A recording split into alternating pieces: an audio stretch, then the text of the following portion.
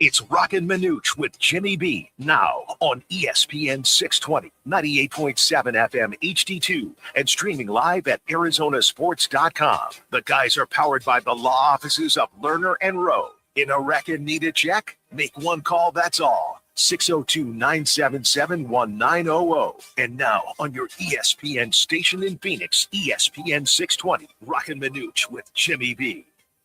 Well, the Marlins swallow up the Diamondbacks. A hurricane blows through Las Vegas, and the New York media and fans are crying foul on Wembley. Welcome in, everybody. Roc and Manuch with Jimmy B. We are always presented by Lerner and Rowe Law Offices. Just make one call, that's all. 602-977-1900. And today, sequestered nicely here at Venezia's Pizzeria in Tempe, Mill Road and Southern. Yeah, we're right at the southeast corner, just maybe about 20 yards just due west. It is 20 yards. I walked it off. No. Let me finish here. 20 yards due west of the Lifetime Fitness, okay?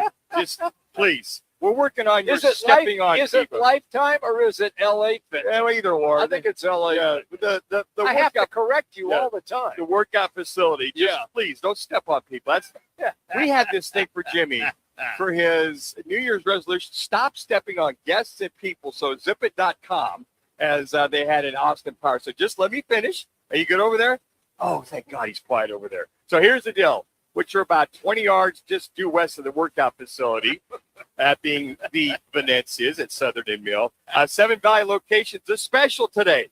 You can talk now. Are you ready, Jimmy B? I'm ready, my brother. It is the Wednesday special, 24-inch one-topping party pizza for like $28.99. Now, that's a savings over $5 per pizza. And don't forget, the slice of the day, the Italian Stallion. That's right, the Italian Stallion.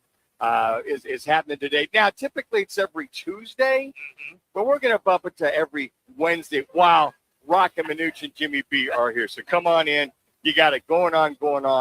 And I think I might do the baked ziti with the meatballs and the salad with some of the best ranch dressing in America. It is Venezia's own ranch dressing, which they sell right here. Last time I was here, I think I've got 3 bottles. I'm down to like 2. It's really good. Usually at the Manucci household. It's good. So we got it going on here at Venezia's Pizzeria. Jim, that was good. You didn't step on me. You kind of hung low. Well, I had to correct you because you were giving out false information. So once I accomplish that, then I'll be quiet. So here's the thing. I must be listening to you too much. Giving out that false information. Not me. All right, here we go with a do-si-do and an Alaman left with your left hand. See, I was a square dance caller in my younger days. We're happy for you. I know you are. So I'm like, how do I explain Well, I don't know. Please, quick. I'm thinking about it here. I'm like really PO'd, okay? And I'm PO'd about the Knicks fans and the New York media. And the reason I am is that they think that Victor Wembanyama should have been arrested, thrown in jail, never to play basketball again. So I listened to a lot of the pundits this morning. And are they laughable? They are a joke. So I can't wait for Tim Kempton to come on because I know what Timmy's going to say. He's going to say, get the hell over it. This is the NBA Finals. So they were all thinking that Wemby was going to get a flagrant foul call for roughing up the diminutive Jalen Brunson. All right, Manuch, correct me if I'm wrong. I know I'm not, but correct me if I'm wrong. We always correct you, Jimmy. In the first nothing 2 new. Games, in the first 2 games, wasn't all the talk about how the Knicks roughed up Wembanyama, how he couldn't make his moves, how Karl Anthony Towns had outplayed him and backed him down and beat him up a little bit?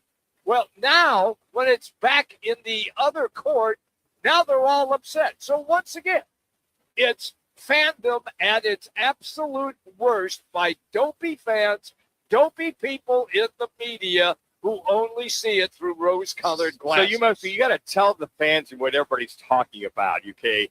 What Jimmy's alluding to is the Wembanyama's size 92 hand, wrapping it all over the head of Jalen Brunson. It was the WWE wrestling move of the night by slamming him down, and he pushed him down, pushed him away. So the egregiousness to the NBA, which doesn't want to have another flagrant foul on Wembanyama, Correct. is here's the key. So the reason why the NBA didn't deliver a flagrant foul, which clearly it was in the eyes of anybody else besides Wembanyama, and because if he gets another one, he'd have to sit out a game. Oh my gosh. If he had another flagrant, he sat out another game, what's going to happen to our ratings? What's going to happen? It's the NBA. We can't have our stars sit out of a game. I don't know. You did that little hip check thing we saw with Big Shot Bob. Oh, I remember when he did that to Steve Nash, and you had Boris Diaw, and I forget who the other player was, came about halfway on the court. Oh, don't mind that Tim Duncan came further out on the court with the little brouhaha. And at the time, they suspended Diaw, and I forget who the other starter was. Not that they would do that with the new fair-haired kid, that being one Victor Wembanyama. So they're not going to do a flagrant thing. They're not going to go, even though it was in everybody's supportive opinion, which it clearly was. They're not going to do it. Wasn't. Yeah, but I'm just saying that the main reason why that the NBA, the calculated games of the NBA, they weren't going to have Wembanyama get another flagrant called there on the court and have the rising superstar out of the game. That's all it was. When you look at the discrepancies over the years, they were not going to do it. But when it came to the Phoenix Suns and they went just barely halfway out the court, it's a different story. So it's kind of like, well, Boris Diaw is a starter, but he's not Victor Wembanyama. So the discrepancies and consternation, and I would say, what's the other word I'm looking for? Oh, hypocrisy of the NBA is alive and well. See, this is why I knew I could ask Manuch, and his fandom would immediately come out. Yeah. And he spoke just like a dopey fan that he is. Well, not me. Because you equated it back to the Phoenix Suns, where Steve Nash got hip-checked into the points, was out with the injury, and then they didn't do anything. Right. Where now you're saying that because of Wemby, what he did to the diminutive Jalen Brunson, it's not his fault he's 7'4", and Brunson is 6'1", if that. Look, you bust me all the time.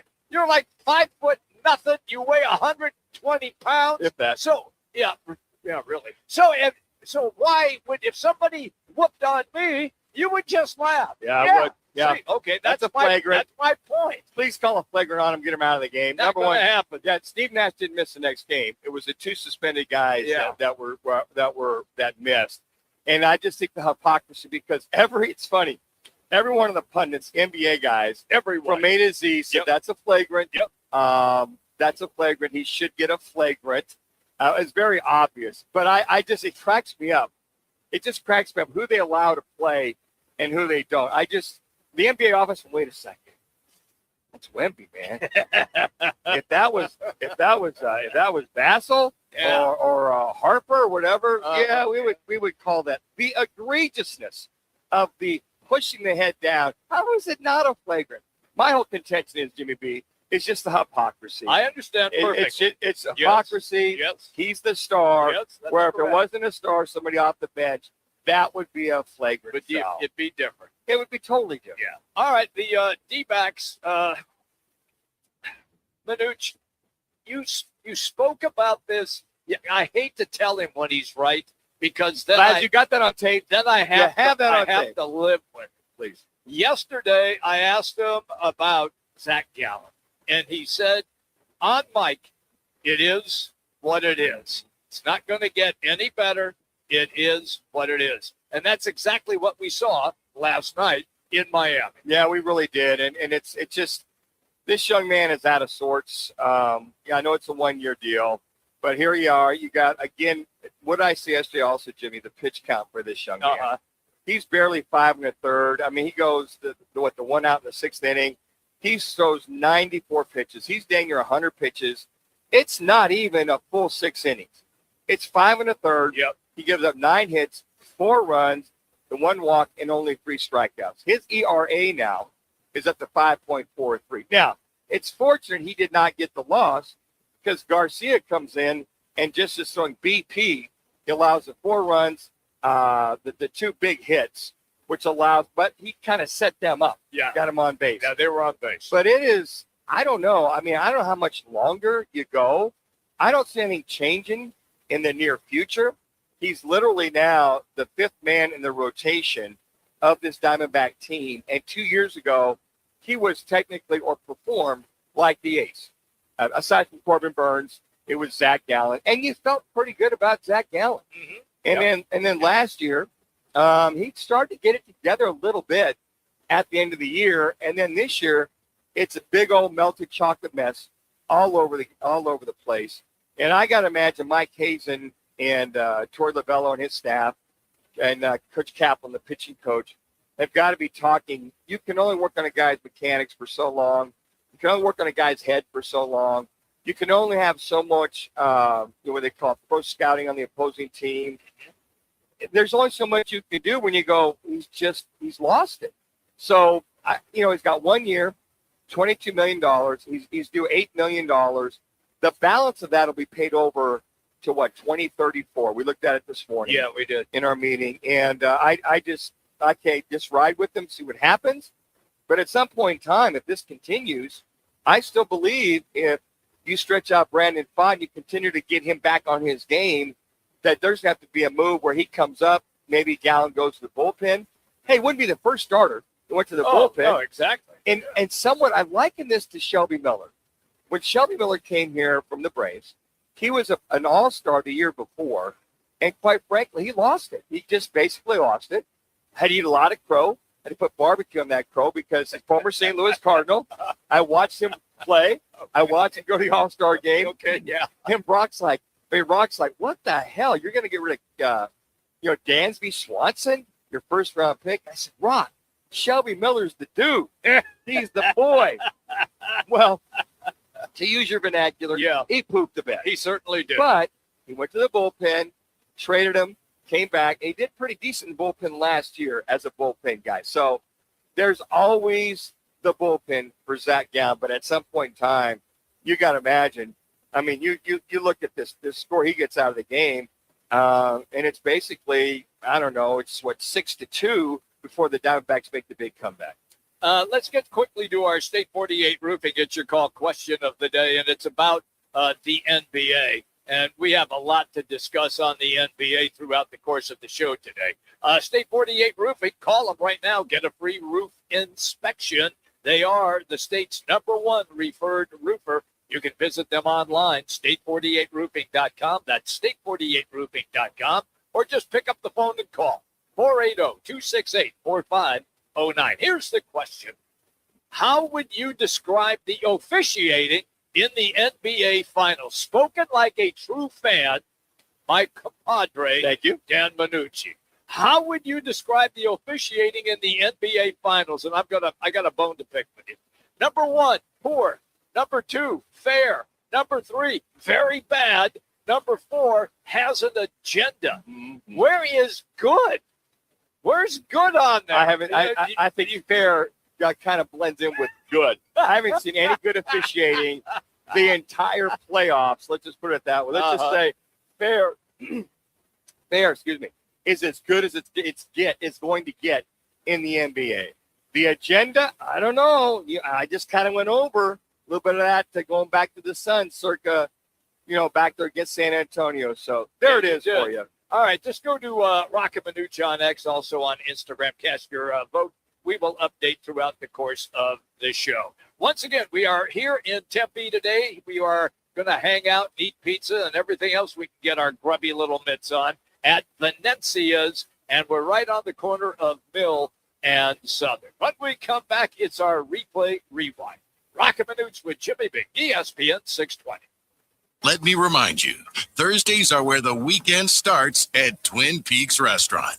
Grab an ice-cold Bud Light or a refreshing Michelob Ultra and catch wall-to-wall sports on massive TVs everywhere you look. Big games, cold beer, made from scratch food. Start your weekend early with Bud Light and Michelob Ultra. Thursdays at Twin Peaks. eats, drinks, and scenic views.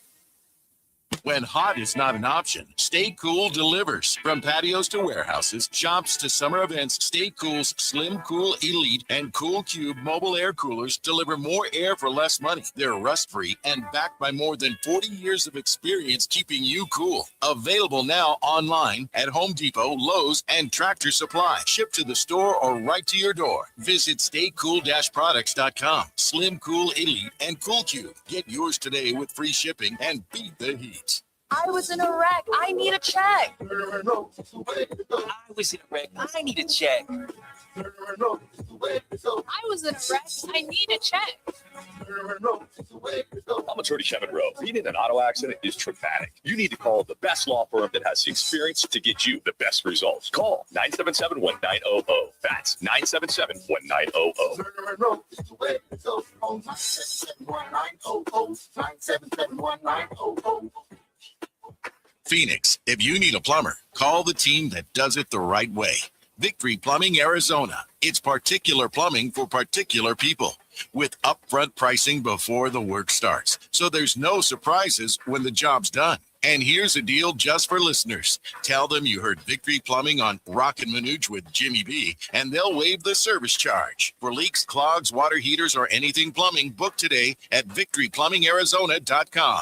ROC number 268603. Summer's here. Grills are hot, flags are flying, and D-backs baseball is in full swing. It's the perfect time to step up to the plate in a new Sanderson Ford with employee pricing. Now you pay what they pay on America's best-selling trucks and SUVs. Choose from a Ford F-150 STX, Bronco Big Bend, or Explorer, all starting at under $42,000. If you're looking to save this summer, choose American value for American values. Choose Sanderson Ford, proud partners of your Arizona Diamondbacks. Employee pricing good through 7/6/26. Not all vehicles qualify. See dealer for details. I'm John Morgan of Morgan & Morgan. Why should you hire America's largest injury law firm for your case? There's lots of reasons. Just like there's a reason millions of people called us last year in their time of need. When it comes to fighting for justice and compensation, millions of people across the country trust us to go to battle for them. We became the largest injury law firm in the world for a reason. There's only one Morgan & Morgan, forthepeople.com. Injured? Dial pound law or visit forthepeople.com for an office near you. Now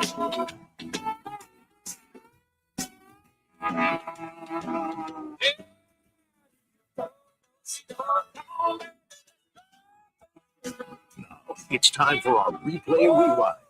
Top sounds of the night and whatever Roc decides to add. Let's get to it in Replay Rewind with Roc and Manuch with Jimmy B on ESPN 620 and on FM at 98.7 HD-2. Put that cookie down. He's got the chocolate chip gooey cookie. Man, you love those, don't you? The chocolate chip cookie, the gooey, the baked. Oh man, that tops it off after a nice baked ziti with the meatballs. Buy yourself an Italian stallion. You can tell where we're at today. Oh folks. my gosh! With the Wednesday special, $28.99 for a 24 topping party pizza. That's right. We're at Venezia's Pizzeria, 7 Valley location. There you go, hanging out today in Tempe as one of the carryout guys is just walking right by. He's got a heavy load there full of pizzas, I can tell you that. Let's get to our replay rewind, and we will begin with Major League Baseball and last night's game with the D-backs and the Marlins. Well, for Arizona, it started out well. And the 1-1 to Carroll. Swung up. That is blasted high and deep out to right. Casey back. Warning track. Wall. Touch them all. Corbin Carroll. It's a second deck shot. His 11th of the year. And it's 1-0 D-backs at the top of the first.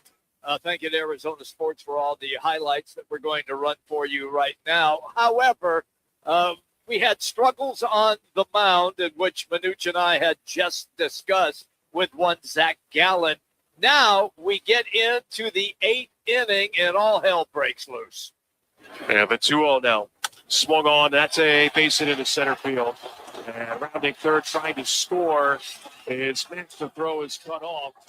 And the Marlins take the lead in the bottom of the 8th on Lopes' third hit of the night. Bases loaded, the 1-1. Swing and a little flare, right center field. Waldschmidt can't reach it. That's going to drop for a base hit. 2 runs will score. The throw goes to third. Everybody is safe. And it's now a 9-6 Marlins lead. Here's the pitch. Swung up. That's hooked inside the left field line, and that's a fair ball. And more runs will score.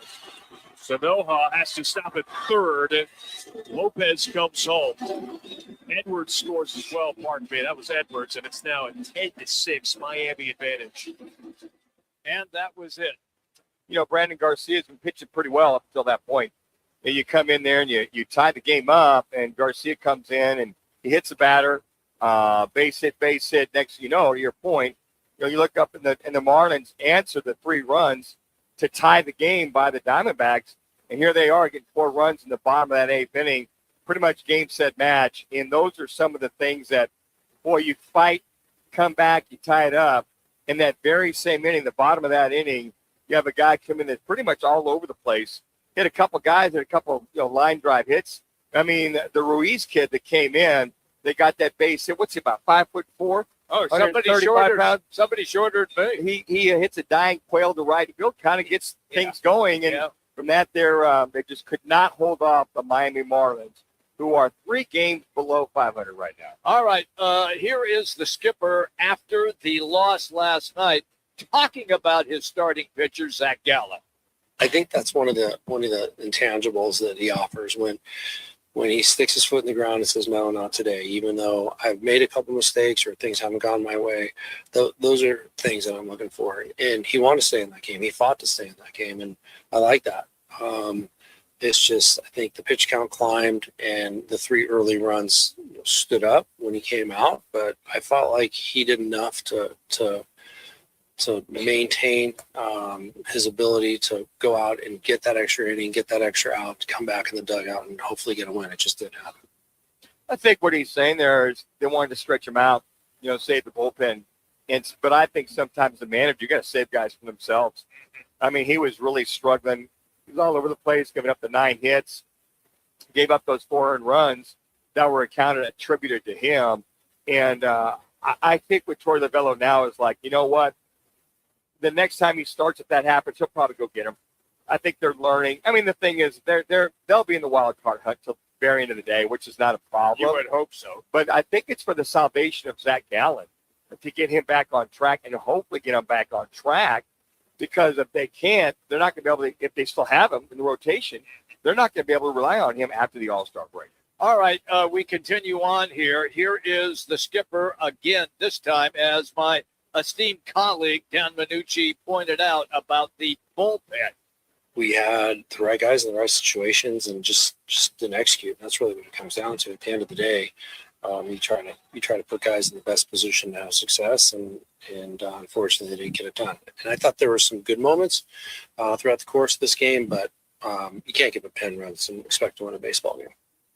Well, I'm talking about that last time out. Tony Clark had a good outing, but he gives up 2 hits and 2 runs. He's basically the recipient of the runs of the table being set by Zach Gallen.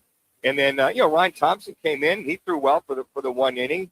Garcia just blew up, and then Ginkel gives up 2 hits in that last inning. Fortunately, they didn't score any runs. Right, but Ginkel on the mound. It's you look at that and you just go, okay, shake it off. It's the Marlins. Now you try to win 2 out of 3 before you move on to Cincinnati. All right, same 2 teams play again tonight. It's Ryan Nelson starting on the mound for the Diamondbacks. Let's go to what was highly entertaining again last night. The Stanley Cup Finals in Las Vegas, the Golden Knights and the Carolina Hurricanes. This game was again nuts, absolutely nuts. Carolina jumped out to a big lead. Vegas Knights fought back, tied the game, and then late in the 3rd period, a power play opportunity for Carolina. Oh, a terrible turnover. Jarvis is stopped by Hart. Oh, my goodness. He scores! While falling down! Right to Jarvis. Now it's just he and Hart. Hart stops the puck, but out of this mess, Jarvis turns the puck over and falling on his belly. Jordan Staal takes the Ehlers pass. Look at that. Looks like a Vegas team picture. in the corner, but Jarvis keeps it alive to Ehlers. That was a great call. Thank you to ABC ESPN for that. And look, George Stahl, 2 goals in the game last night, including the game winner, which made it 4-3. They later got an open net. Final score was 5-3. That series is now tied at 2-2. They go back to Carolina. How about Brandon Bussey getting the start in the net? Yeah. The kid's he's really a rookie, but he's 27. So I thought it was interesting. So, well, he's a rookie, but they don't consider him a rookie because he's 27. Right. So I thought he did a hell of a job. I mean, he had 21. He had basically 18 saves on the onslaught. But I was just surprised when you watched the Golden Knights didn't have that many shots on goal. Only 21 shots on goal. But he did a phenomenal job. There was a couple of hairy goals in front of him, attempts in front of him. Unbelievable. He does just a great job. But how about the old guy, 37-year-old Stahl, the captain, laying down, pirouetting, flipping that bad boy in, and catching Hart totally off guard. All right, here is Stahl then on his game winner. Yeah, it's going in. I'm happy to contribute that way. Obviously, I have a lot of other areas that I got to contribute and play well in. But when the puck's going in, it feels good. No question. Good timing, and I want to keep that up and find ways to get wins. Manuch, this series is deadlocked at 2-2. They play in Carolina on Thursday night. And also, the television ratings are off the hook. Oh, I'm sure. They are setting record after record in the TV because ratings. They're scoring Steve Peters. Yeah. Steve Peters. He's going to take a beating again. Hockey extraordinaire. We're going to have him on at 1:30 on Friday. And he felt that everybody got all their scoring out of the way. Yeah. Lo and behold, 8 goals again in last night's game. We have NBA basketball tonight. It is game 4. The Knicks with a 2-1 lead over the San Antonio Spurs. Guess what? Tim Kempton is going to be our guest, and he is coming up next. Today's program presented, as always, by our great partnership with Lerner and Rowe. Interact, need a check, just make one call. That's 602-977-1900. It is Lerner and Rowe. Hanging out today at Venezia's here in Tempe. Let's get you to an ESPN 620 Sports Center update right now.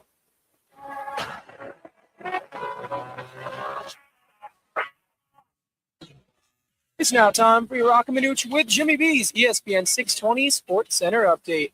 I'm Matt Lazarus.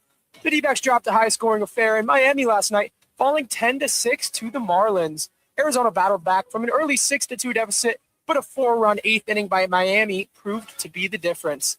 The Snakes will look to break out of this slump this afternoon in Game 2 of the 3-game set. Ryan Nelson will get the nod for Arizona with first pitch at 3:40 and pregame coverage beginning at 3 on 98.7 FM, also streaming live on the Arizona Sports app. The Go for Goal giveaway is rolling, and 5 winners score a world-class soccer experience this summer, a hosted match, hotel, and a $250 Twin Peaks gift card in cities like Dallas, Miami, or Kansas City. Enter free at TwinPeaksSoccer.com. And if you want some bonus entries, grab the daily code off your Twin Peaks receipt and punch it in. You can get one a day through June 14th. Now open in North Scottsdale. It's the Orangedale Lounge. ODs, right off Thompson Peak and Bell, next to Bash's. Your new favorite dive bar has arrived. Cold drafts, chill vibes, always affordable prices, and the OD Mug Club, a one-of-a-kind membership you won't find anywhere else. No frills, just great people, ice-cold drinks, and a bar that feels like it's always been there. Follow at OD Scottsdale and get the scoop at orangedalelounge.com. Orangedale Lounge. Dive in and drink up. The best defense is a good offense at Studs Against Bugs. Our Tri-Guard technology attacks pests at the source and keeps a barrier around your home year-round. Scorpions, shut down. Ants, pinched. Spiders, game over. Right now, new customers get their first treatment for just $99, a $229 value. No contracts. Call or text 480-670-4529. Or visit studsagainstbugs.com. Studs Against Bugs, defending the valley one home at a time. Arizona's headquarters for Toyotas is Wright Toyota. Hey, Rock, for my friends at Wright Toyota in Scottsdale. You will always find the right deal at Wright Toyota. Wright Toyota has been driving Arizona's home for years with their amazing service, pricing, and great selection. I encourage you to discover the difference at Wright Toyota. Make the right choice, Wright Toyota, just off the 101 on Frankwood Wright Boulevard, and always online at WrightToyota.com. The right price, the right selection. Check out WrightToyota.com. Join the team at All City Towing, Arizona's largest towing company and leader in roadside service. We're hiring dispatchers, call takers, lot attendants, drivers, and customer service pros ready to grow with us. You'll enjoy state-of-the-art equipment, consistent schedules, full health benefits, a strong 401k match, employer life insurance, and a monthly fuel allowance. Take your career to the next level. Apply today at allcitytowing.com. All City Towing, where your future is always moving forward. Celebrate Father's Day this year at Vans Golf Shops by Worldwide Golf. Get Dad ready for the course with tailor-made TP5 golf balls. Buy 2 dozen TP5 or TP5X golf balls for $100. Need more ideas this Father's Day? We have gift cards in any amount, plus our online gift guide at worldwidegolf.com. Trusted by golfers since 1963 and home to the legendary 90-day 100% satisfaction guarantee. Vans Golf Shops by Worldwide Golf. Get there. If you want to witness the world's biggest soccer tournament in person, look no further than Twin Peaks. Enter the Twin Peaks Go for Gold giveaway, presented by Michelob Ultra and Casamigos. And you could be one of 5 grand prize winners who get the VIP treatment, plus travel and lodging for your chance to win unmatched views of the match. Visit TwinPeaksSoccer.com to enter and choose your host city. Entries close on June 14th, so don't wait. Twin Peaks, eats, drinks, scenic views.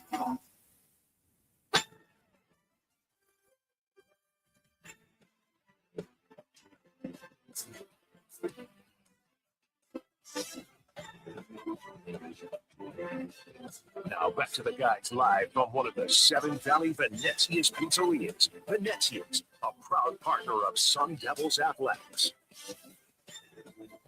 Hard to Ananobi, inside, back to Hart.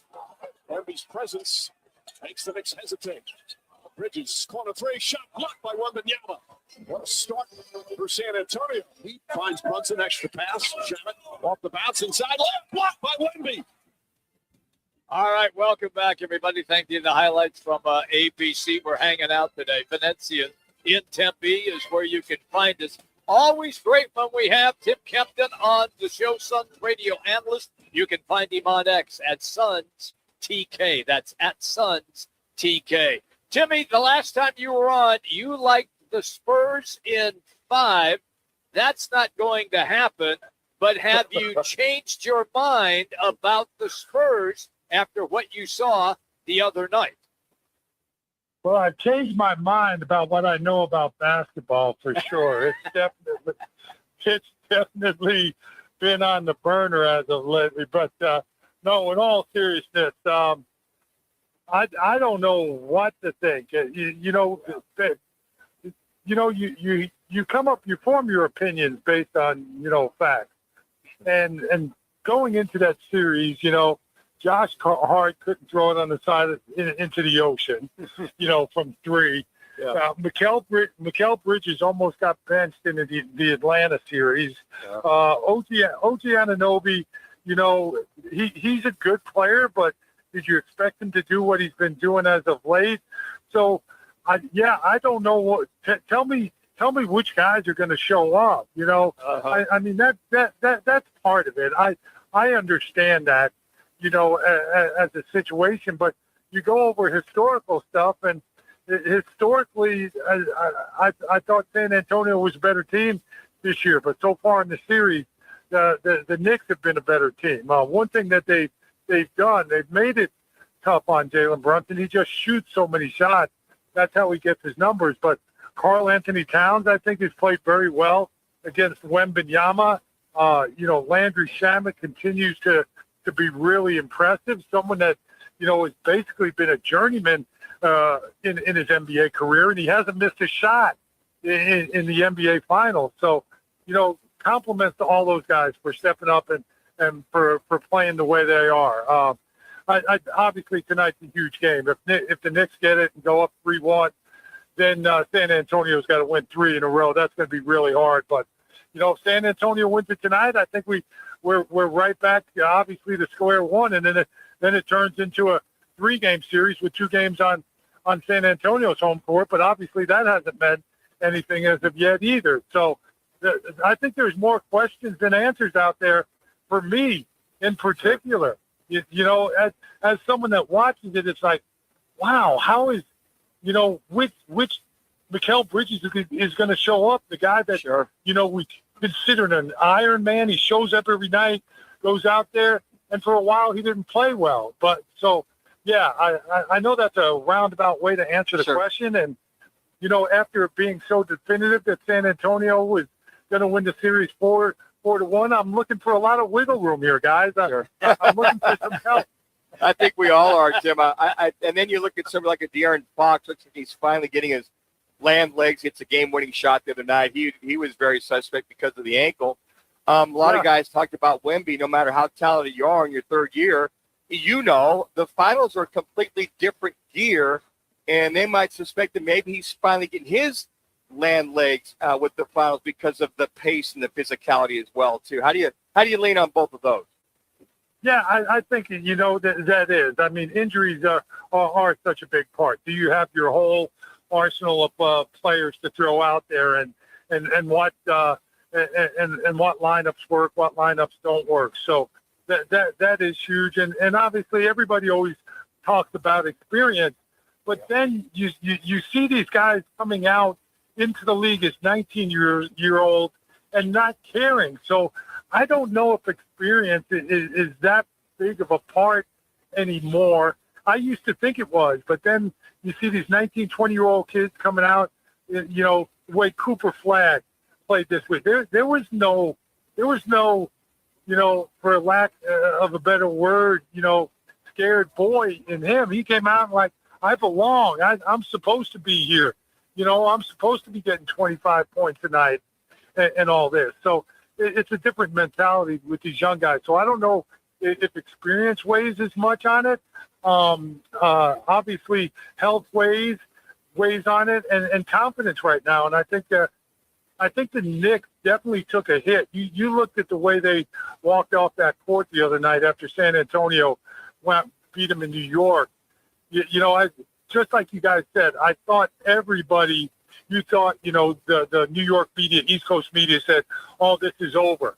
I think the fans really thought that, and I think the Knicks players thought that too, and San Antonio gave them a little bit of a wake-up call. So tonight's going to be a huge game for both sides.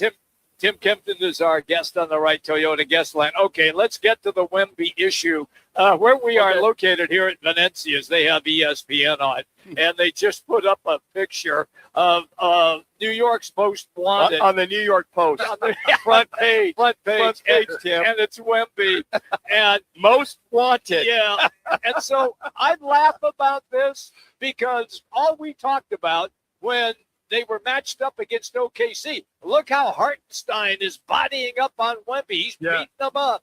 Okay. Then in games 1 and 2, the Knicks, Karl Anthony Towns. Look how he's bodying up on Wemby. And then Wemby comes back and gets feisty. You would have thought that he killed 10 people in Madison Square Garden. How do you respond to the way fans see the game and also the New York media? And by the way, Tim, the WWE named it the wrestling move of the night that night, okay? The head slam. And unfortunately, in a serious note, unfortunately, that's what it looks like. It looks like scripted wrestling out there. And again, you guys know me. That's one of the biggest things I don't like about the NBA. Listen, everybody always says to me, well, you played in the physical. We played physically with our body. Yes. A forearm. Yes. A chest, you know, staying in front of that's where the difference is being said right now. This is all grabbing and holding. You see Karl Anthony Towns, as soon as Victor Wembanyama, when they meet up for the first time, both his arms go out and around his body. Yep. Offensive players give you two-handed shoves to get open. That's not basketball. That they need to get the hands out of it. I've said that before. The NBA thinks it looks good. Everybody talks about it, but that is a great point. The WWE getting involved, I think there's a lot more truth to that than people really. Yeah, it's a laughing point, But I think Adam Silver should take that to heart and realize, like, this is getting it's stepping over the line a little bit. But, yeah, and let's go back to that play. If you look at it, go back and slow down the whole play. As Jalen Brunson got into him, he grabbed his jersey with both hands. Yeah. And he hit and his hands were inside between the both of them where you couldn't see it. So, hey, and then that's the whole, entitlement issue. Well, I'm allowed to grab you, but you're not allowed to push me off. So look at the whole play. I didn't think it was dirty. It's just all the pushing and shoving in the hand battles that the NBA is letting going on right now. And unfortunately, here's another thing. Wembanyama 7'4", Jalen Brunson 6'2". That difference of height is going to come into play sometimes, and he may get hit in the head. And Wembanyama's, he's just taller. I think the other thing, too, is you look at the second guy always gets caught, right, Tim? I mean, no matter whether you see the grab or not. The reason why no flagrant, maybe they looked at the entire play and said, no harm, no foul, pardon the pun. But the other thing on top of that, you give him a flagrant, and he gets another one after that, he's got a city game. And the NBA doesn't want that with Wembanyama sitting any kind of games in these finals.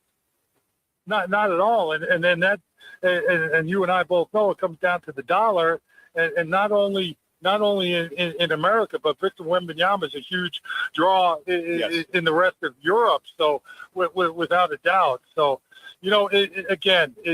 where do you draw the line? Because the line is so blurred, and that's on you, NBA, and the way the officials are calling this. So that's another reason why you can't call a flagrant, because there have been how come Josh Hart wasn't even given a technical for trying to kick Luke Cornett and getting up and pushing him in the chest after it was Luke Cornett was running to get the ball out of the rim. Josh Hart ran in front of him. How come there wasn't any follow-up there? The lines are so blurred in the NBA right now. That's why it's difficult to understand what a foul is, what isn't a foul, why the fans get so upset, while the media are involved in everything, because you don't know what anything is anymore. Tim, let me ask you this then before we let you run. Sure. In tonight's game, could we see more rough stuff? Is that still going to be, or do you think the officials will try to step in early and try to set the tone and try to calm things down? Yeah, I think there'll be a couple of technicals in the first half, because let's face it, it's a fourth game. Now you've got all this added cameras and media views on what's happened. I think there's going to be a technical too in the first game, but in the first half. But it's still going to be very physical. There's going to be a lot of pushing and shoving, and you're just going to have to play through it. But to your point, I do think there will be, a technical or two in the first half, and you may even see a very soft, flagrant foul looked at and called as well. Tim, it's interesting. You played NBA for many years. You played basketball. You watched it for many years. You seem just as frustrated as us fans, and that's interesting to hear that from a former player. Yeah, it sure is. And the thing about it is, you talk to players today, like when we get on the bus or the plane afterwards, and you go and you ask, hey, Deb, what happened? You go, I don't know. And that's the part that is so I don't know. What is it? What's a foul? I don't know. What's a carry? I don't know. What's a flagrant? I don't know. So everything is just so indecisive, and like we said, there's 80 how many officials, so that's how many rule books there are in the game today, and there needs to be a little bit more uniformity of what we're looking at, so now everything is fair up and down the line. This is why we love having you on the show. Thank you, pal. Enjoy tonight's game. Hey, to all those people that may have even listened to me and put $1 wager on the San Antonio Spurs winning in 5, I am totally sorry. I apologize. I know nothing. That's okay. They could win in 6, though. That's why they have mulligans on the golf course, Tim. Just use that as a mulligan. Thank you, Timmy. Take care, guys. There you go. That's Tim Kempton, everybody. He's presented today by All City Towing, and you can join All City Towing's workforce right now. Remember, they are the state's largest towing company. They're looking for drivers, dispatchers, customer service folks as well. They pay very well, have great benefits, and they even offer you a monthly fuel allowance. Here's all you have to do if you're interested. Just go online, allcitytowing.com, and search careers. Again, that's allcitytowing.com and search careers. It's All City Towing, where your future is moving forward. All right, when we come back, we'll do a little on this day and some football at 50. We are hanging out today at Venezia's in Tempe. Roc and Manuch with Jimmy B, ESPN 620. When it's game time in the Valley, you know what time it is. It's Twin Peaks time. Head to Twin Peaks with 5 Valley locations and massive screens everywhere you look. From basketball, baseball, to hockey, fights, and more, there's no better place to catch every play and all the action. Bud Light is a proud partner of sports fans everywhere. Twin Peaks, eats, drinks, scenic views. I was in a wreck. I need a check. I was in a wreck. I need a check. I was in a wreck. I need a check. I'm Attorney Kevin Rowe. Getting rear-ended once is bad enough. Don't let the insurance company hit you again with a lowball offer. Call an experienced attorney who knows how to fight and win. Call Lerner and Rowe today. 977-1900. When it comes to your roof, you don't want to mess around. And Arizona homeowners and business owners have known that for over a decade. State 48 Roofing is Arizona's #1 referred roofer. Residential, commercial, they do it all. And they've been doing it right here in the Valley for over 10 years. Protect your home, protect your business. And hey, keep your roof sexy with State 48 Roofing. Visit state48roofing.com. or call 480-268-4509. State 48 Roofing, Arizona's most trusted roof. Bigger fields, bigger events, bigger experiences. Arizona Athletic Grounds. Arizona Athletic Grounds is a 275-acre sports and entertainment destination for athletes, fans, and families. Located in Mesa, AAG is one of the largest multi-sport complexes in the country, with over 475,000 square feet indoors and more than 150 fields and courts. From tournaments to training to cheer, dance, concerts, and corporate events, the Grounds does it all. Learn more at azgrounds.com. Hey, Green Gobbler here. So you've got a clogged drain in your bathroom. Water in the sink's overstaying its welcome. You're spitting today's toothpaste on top of yesterday's toothpaste. You hope that it go away. Yeah, clogs don't just go away. I make them go away. I'm Green Gobbler, the only clog dissolver you need. I'm bleach-free, safe for your pipes, and I work. Guaranteed or your money back. Because I never met a clog that was going to unclog itself. Green Gobbler. Let the gobbler get it. Pump up the volume. Business moves fast. Orders roll in, deadlines close in. When you ship with USPS Ground Advantage, you can keep up with confidence. Every package stays in our secure network from dock to door. And with nationwide reach, dependable tracking, and upfront affordable pricing, you get built-in peace of mind. You run the business. We run the routes. Visit USPS.com/Ground Advantage to learn more. Want to take you back. A quick reflection on some of the more memorable moments in sports and pop culture. Now, time for your Right Toyota on this day report. Right Toyota, right on the corner, right on the price. Right Toyota in Scottsdale. All right, everybody, we're hanging out today. And let's see, just had some nice folks come by. Gave us about 600 bottles of water. Yeah, Father Robert is in town. Yeah. He was sitting over there having some lunch, and I thought he was from Mount Carmel. I'm a Mount Carmel Falcon. It's about 3 miles down the road. Mount Carmel, I wouldn't know. St. Daniel's, Mount Carmel. I was a parochial school kid. You know, I know that. the nuns raised me, grabbed the ears a few times. Yeah, look what happened to you. So I introduced myself. Hey, nice to meet you. He's in town for Live Teen over at St. Tim's. And Jimmy goes, well, I'm Mr. Protestant.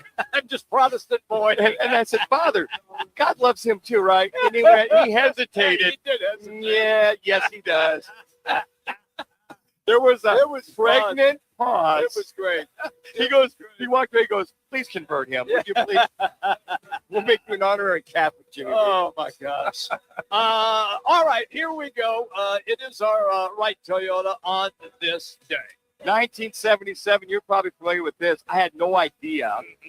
Lucy Harris of Delta State is drafted by the New Orleans Jazz in the 7th round of the NBA draft, becoming the first woman ever selected by an NBA team. I always thought it was Ann Myers Drysdale. I had never heard of Lucy Harris. Lucy Harris played at Delta State. Delta State was a dominant women's college basketball program for years. All of the top girls went and played at Delta State.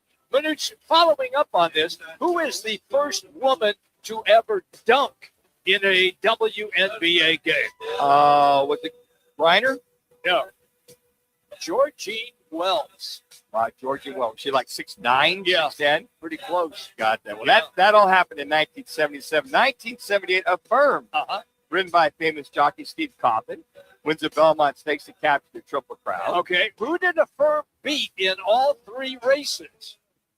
Oh, I don't know. Man of War. No. I don't know. Look back to 1948. Aladar. Aladar, okay. Finished a nose behind the firm in all three of those races. All right, hockey fans. Yeah. This never ceases to amaze me. In 1989, Wayne Gretzky of the LA Kings is named the National Hockey League's MVP, winning the Hart Trophy for a record 9th time. Unbelievable. Record 9th time. Yeah. And then in 2011, this is even more amazing. 2011, Tony La Russa manages his 5,000th game in the majors. Only Connie Mack, with 7,755, had reached that number before him. That's a lot of baseball. That's a lot of baseball. There it is. All right, let's move then to our football in 50, presented by Right Toyota. Make the right choice, Right Toyota. They have trusted service people, and they have a huge selection and a dealership that puts customers first. If you want to check them out online, righttoyota.com. Again, that's righttoyota.com. You know, I think Brandon Ayuk needs a little therapy, Jimmy B. Oh, boy. This kid is disenchanted. He's hurling insults at the Niners on social media. Now, Ayuk posted a video yesterday on Instagram, which he called the Niners stupid for paying him. His latest dispatch comes after initial posting Sunday, which he called the 49ers little ass boys who needed to stop running from the bill.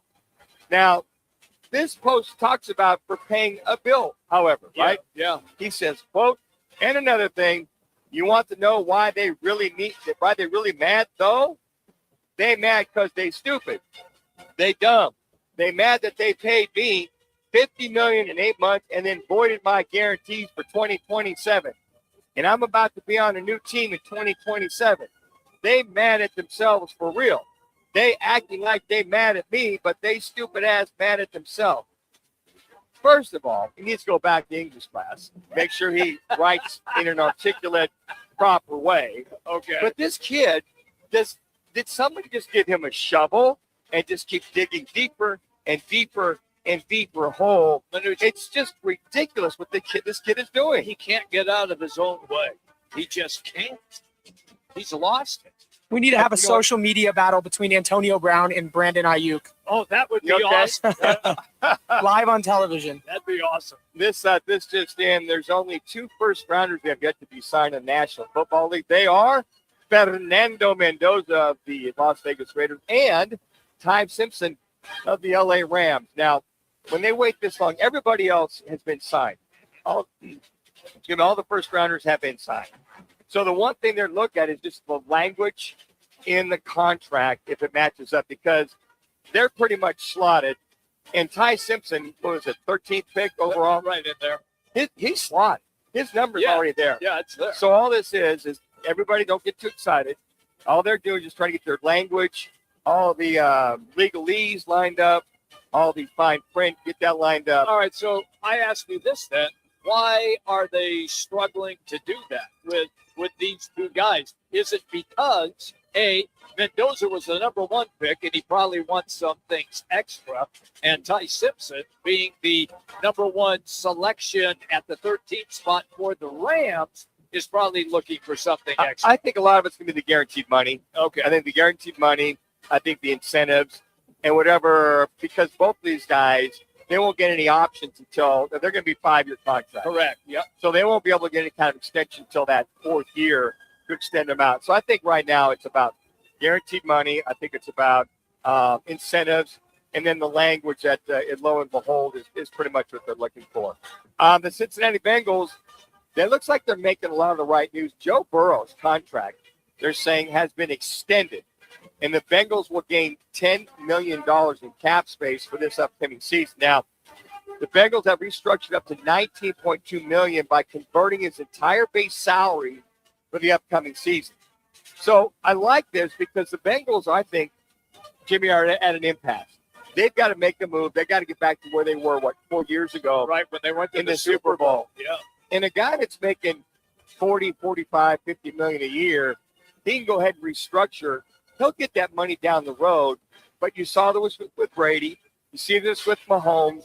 You see this a lot of players to restructure the money, the guarantee, so they have more money for the other players that are out there to go ahead and continue to have some of those things that are happening. Now, speaking of Patrick Mahomes, okay, on cue, he's agreed, as it pulls up here, a big report talking about, a brand new extension to the tune of $500 million contract. Going to update his earnings before locking in Mahomes to about $230 million is where they're at right now. Okay, so again, he's restructuring, making some of these things happen in order to continue to the 2033 season. Now they're adding, that being the Chiefs, $239 million to Mahomes' contract to equal it out. Brings this contract, you sitting down, Jimmy? Yeah. $504.75 million or $522.25 million incentive from 2026 to 2033. Wow. Now, that restructuring, believe it or not, pays them forward, but it also frees up some money to go get some guys to help improve the team. As they say, the rich get richer. I think I still have about a quarter left in me. I wouldn't mind a quarter of that contract. Couple of mil. Here you go. Coming up, hour number 2, we're going to dive into the Diamondbacks' loss last night. Get you ready for this afternoon's game. Also, campus quickies are coming your way. We are hanging out today. Venezia's here in Tempe, and we will be here until 4 o'clock. Roc and Manuch with Jimmy B. ESPN 620, 98.7 FM, HD-2, and on the Arizona Sports app.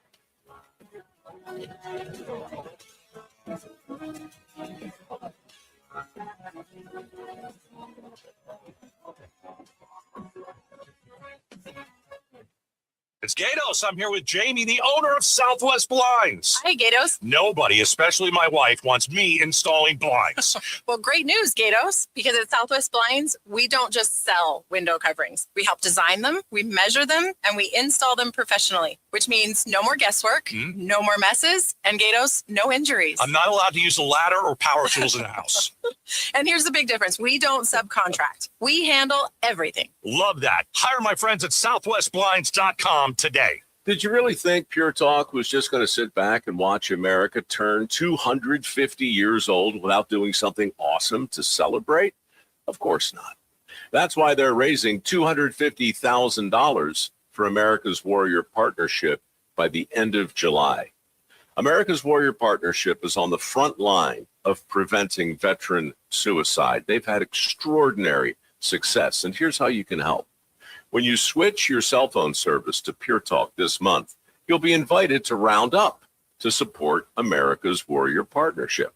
No pressure, but if you do, Pure Talk will match your donation dollar for dollar. And to further celebrate 250 years of our extraordinary democratic republic, Pure Talk is offering unlimited talk, text, and data for just $34.99 a month. Dial pound 250, say Mike Rowe. That's pound 250. Say Mike Rowe, and happy birthday to us. Rock for RightToyota.com. At Right Toyota, they'd like you to get to know them. Their goal is to make buying your next vehicle the kind of experience that earns your recommendation to family and friends. They invite you to use all of their innovative web tools on RightToyota.com. So if you're looking for a new or pre-owned Toyota, head to their interactive website at RightToyota.com. The right price, the right selection, all at RightToyota.com. If you want to witness the world's biggest soccer tournament in person, look no further than Twin Peaks. Enter the Twin Peaks Go for Gold giveaway, presented by Michelob Ultra and Casamigos. And you could be one of 5 grand prize winners who get the VIP treatment, plus travel and lodging for your chance to win unmatched views of the match. Visit TwinPeaksSoccer.com to enter and choose your host city. Entries close on June 14th, so don't wait. Twin Peaks, eats, drinks, scenic views. KTAR AM Phoenix, Arizona's home for the worldwide leader in sports, is ESPN 620.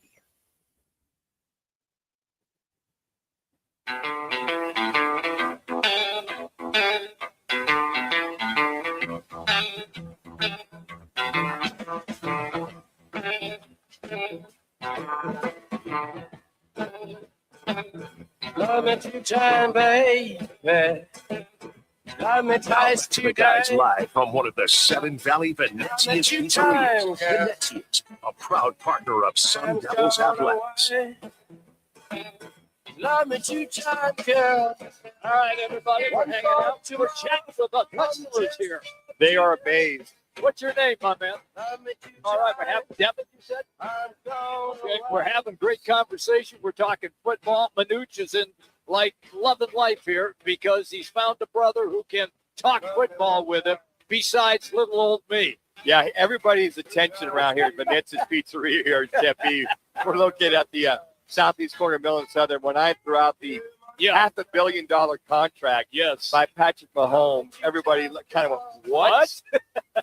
So the total value, just real quick, we ended with this the last segment, $504.75 million he will be paid out by 2033. Laz, in today's vernacular, that's $500 million. Pat Mahomes, don't call him Pat, Patrick Mahomes will have garnered by the year 2033. And then I'm sure if he plays, if he's close to 40, he'll restructure. He's playing decent.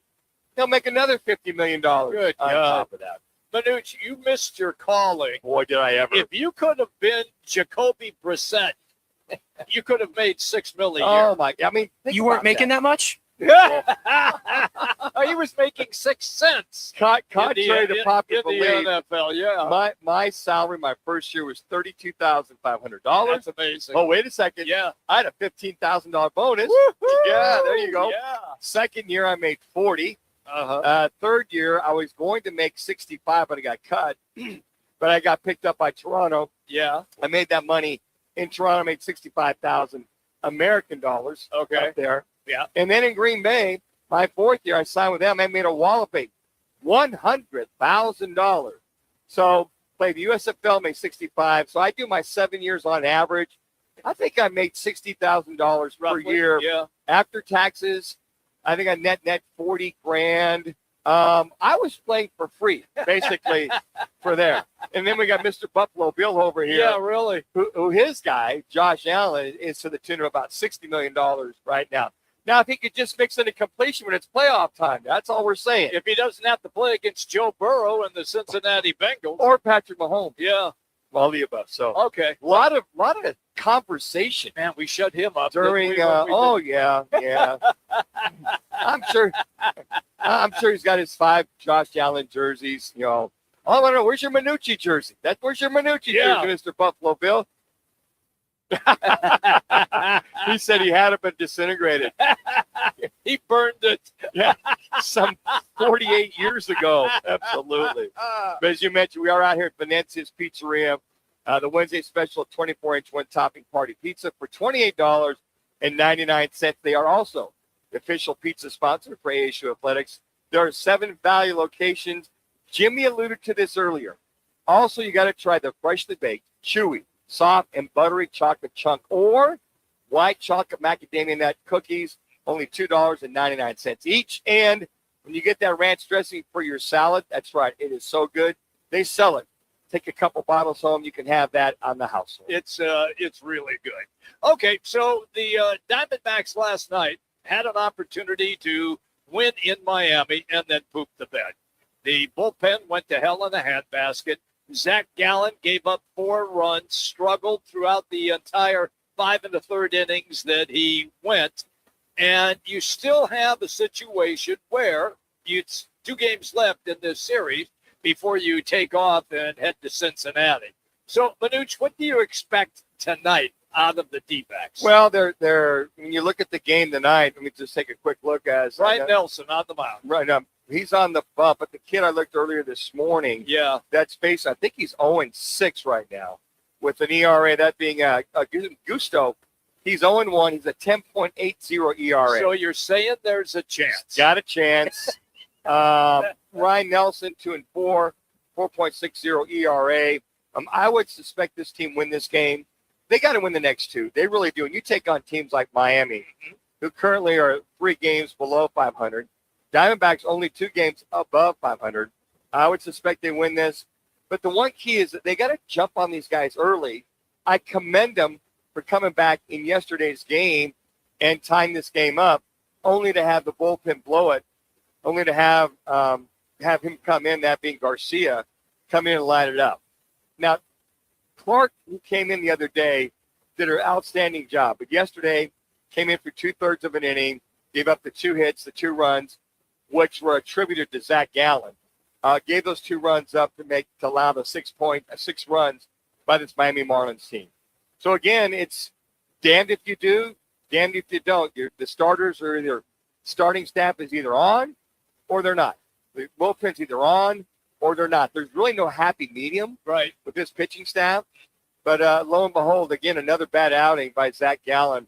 And I think one of the things that Torey Lovullo and this coaching staff are concerned is all of the pitches that he's throwing. Didn't he throw almost 100 in 5 innings? Hey, Laz, if you can pull up that soundbite we got with Torey Lovullo talking about Zach Gallen, let me know because he alluded to that.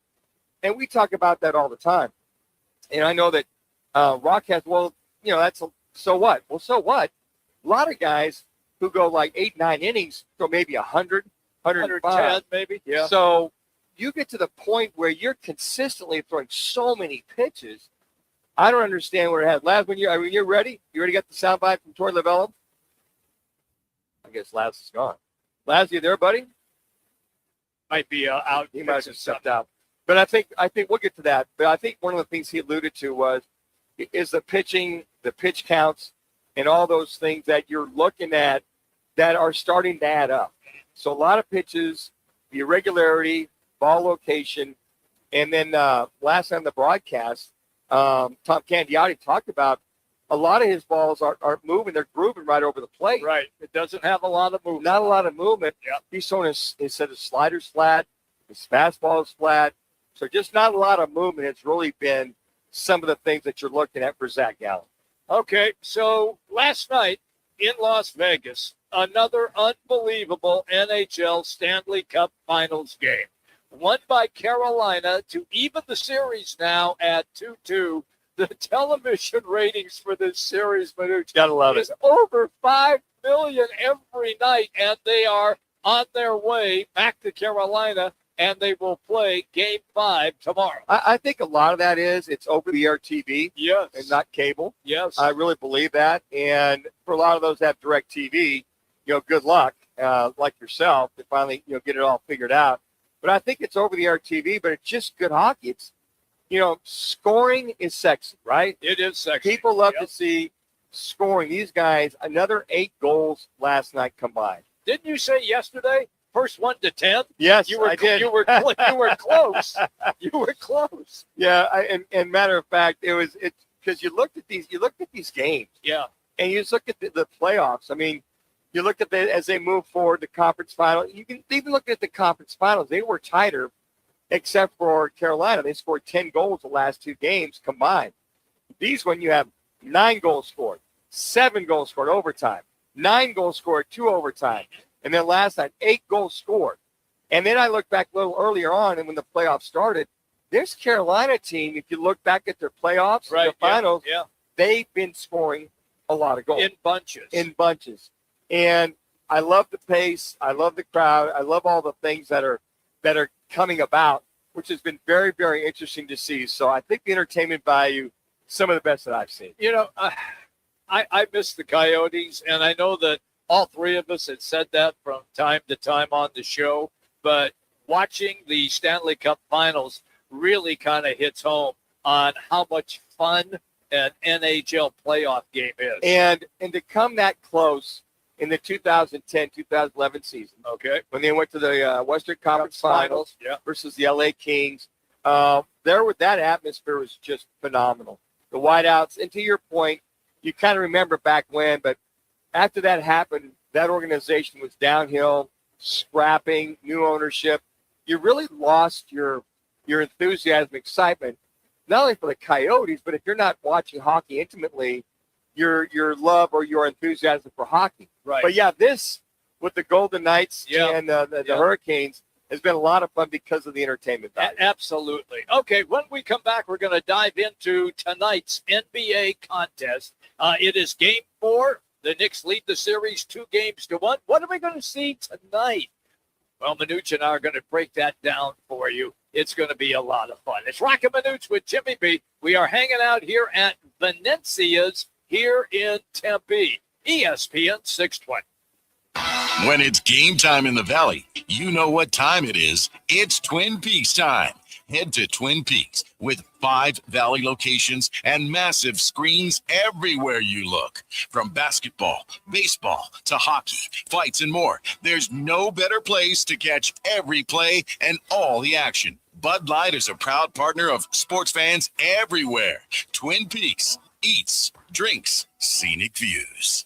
Join the team at All City Towing, Arizona's largest towing company and leader in roadside service. We're hiring dispatchers, call takers, lot attendants, drivers, and customer service pros ready to grow with us. You'll enjoy state-of-the-art equipment, consistent schedules, full health benefits, a strong 401k match, employer life insurance, and a monthly fuel allowance. Take your career to the next level. Apply today at allcitytowing.com. All City Towing, where your future is always moving forward. You push hard. You train hard. Shouldn't your soda work just as hard? Meet Who Knew, the superfood nutrition soda packed with whole vitamins, electrolytes, and antioxidants. Only 5 grams of natural sugar. Over 2,000 5-star reviews. Voted the #1 soda for athletes. Whole food nutrition. Great taste. That's Who Knew. Go to HUNUsoda.com and use code ESPN for 10% off your first order. Who Knew Soda. Soda that's actually good for you. WhoKnewSoda.com. Code ESPN. The best defense is a good offense at Studs Against Bugs. Our Tri-Guard technology attacks pests at the source and keeps a barrier around your home year-round. Scorpions, shut down. Ants, benched. Spiders, game over. Right now, new customers get their first treatment for just $99, a $229 value. No contracts. Call or text 480-670-4529. Or visit studsagainstbugs.com. Studs Against Bugs, defending the valley one home at a time. You bought an RV, and you got an automatic discount from Progressive by bundling it with your home or auto insurance. That's great, but a serious word of warning every RVer should heed. You don't need to talk about things like dry weight or dump stations. And you don't need one of those expensive water filter straws either, because the most extreme thing most RVers encounter is a campsite without hookups. So just enjoy yourself and Progressive's automatic discount when you bundle your RV, boat, or motorcycle with your home or auto insurance. Progressive Casualty Insurance Company and affiliates. Not available in all states or situations. Wesley Financial Group is not an offer. I'm Chuck McDowell, founder of Wesley Financial Group. Did you buy a timeshare because they told you it was a great investment? That's a lie. Most timeshares can be bought online for $1. To find out what your timeshare is worth and to cancel it, call us today and we'll send you our timeshare exit kit free with all your options for cancellation. Call Wesley for your free exit info guide. 800-771-1300. That's 800-771-1300.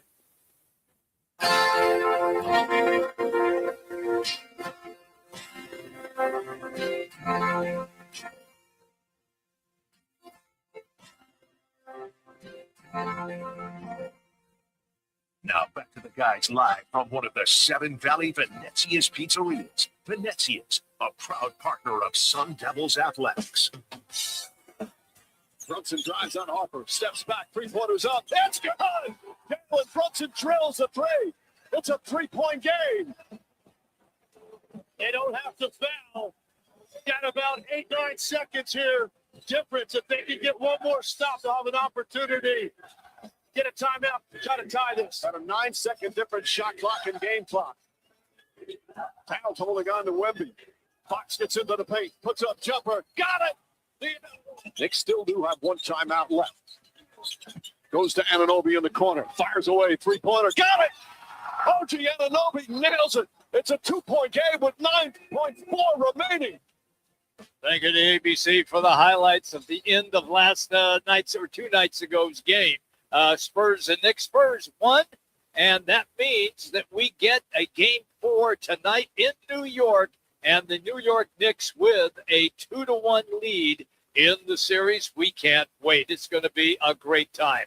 We're going to come back to that in just a moment, but we do have a little bit of some breaking news in college football, and it was the quarterback, Sorsby, that started all of this, and we have Texas Tech's response. Yeah, we do, Jimmy. Just real quick, and we'll get to this at Football 50, different really elongate this, but Texas Tech defense playing quarterback Brendan Sorsby amid gambling action saying it's not murder. Okay, it's interesting because the athletic director also came out and just said, "Hey, look, we didn't sign any attorneys. We didn't basically look at a lot of the widespread criticism." Yeah. And so the athletic director and head coach Joey McGuire, speaking to the Houston Touchdown Club, pretty much said, "Hey, look, the ban on the players who gamble in court order cross that line. It should never be crossed." So they're in total support. We'll get to more of it here in a little bit. Okay. Just came down the wire. Yep, just happened. I'm looking forward to that. That's going to be interesting.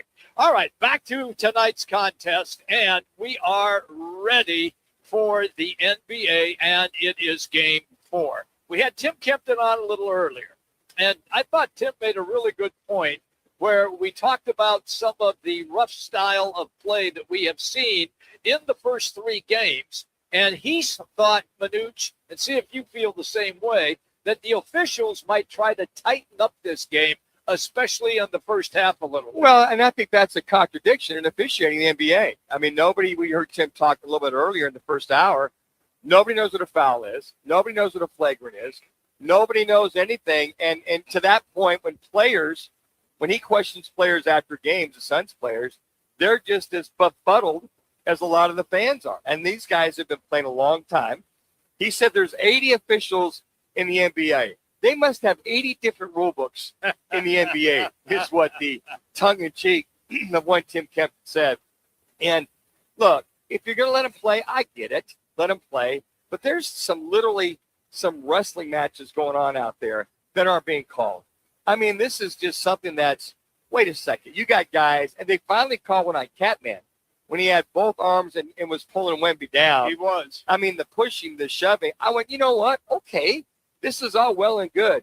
Then let it play. But then don't come back and start calling some fouls on some soft fouls, or if somebody chirps, throw a T at him and try to make all those wrongs right. I think players, I think fans, I think folks who've been following the NBA for many, many years just want to see some consistency. Yeah, that's all you ask for. You know what, Jimmy? I wouldn't mind seeing the same 3 officials for every game throughout the entire NBA playoffs. They have a day or 2 off. They do. It's not going to hurt them to get back out there and have those same 3 officials call every game throughout the entire. So there's consistency. I was just going to ask you then. So then the officiating, at least in your belief, would still be relatively the same each game. Exactly. It's kind of like in the World Series, you got the same umpires for all. Yeah, but you have 7 a different guy behind the plate. I get it. Okay. But I mean, I don't mind. It's the same group. Okay. Now, I wouldn't have any heartburn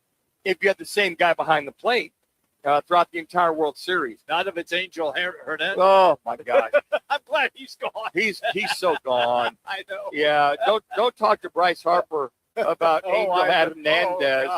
Yeah, Mr. The game's all about me. Yeah. But I think that a lot of folks would say that would be fine, but just the discrepancies, the inconsistencies, they not that they taint the game, but they do affect the game. Now, on top of that, they were mentioning that some of the challenges, these are some of the most challenges they've seen in the playoffs and in the finals since challenges have been incorporated. Yeah. And the challenges, for most part, have been very good, have gone who's ever challenging. I think those are some of the things that are very beneficial. I can't wait for tonight. I want to see at least the first 10 minutes of the first quarter. A, to see how it plays out. B, to see how the officials decide they're going to referee it.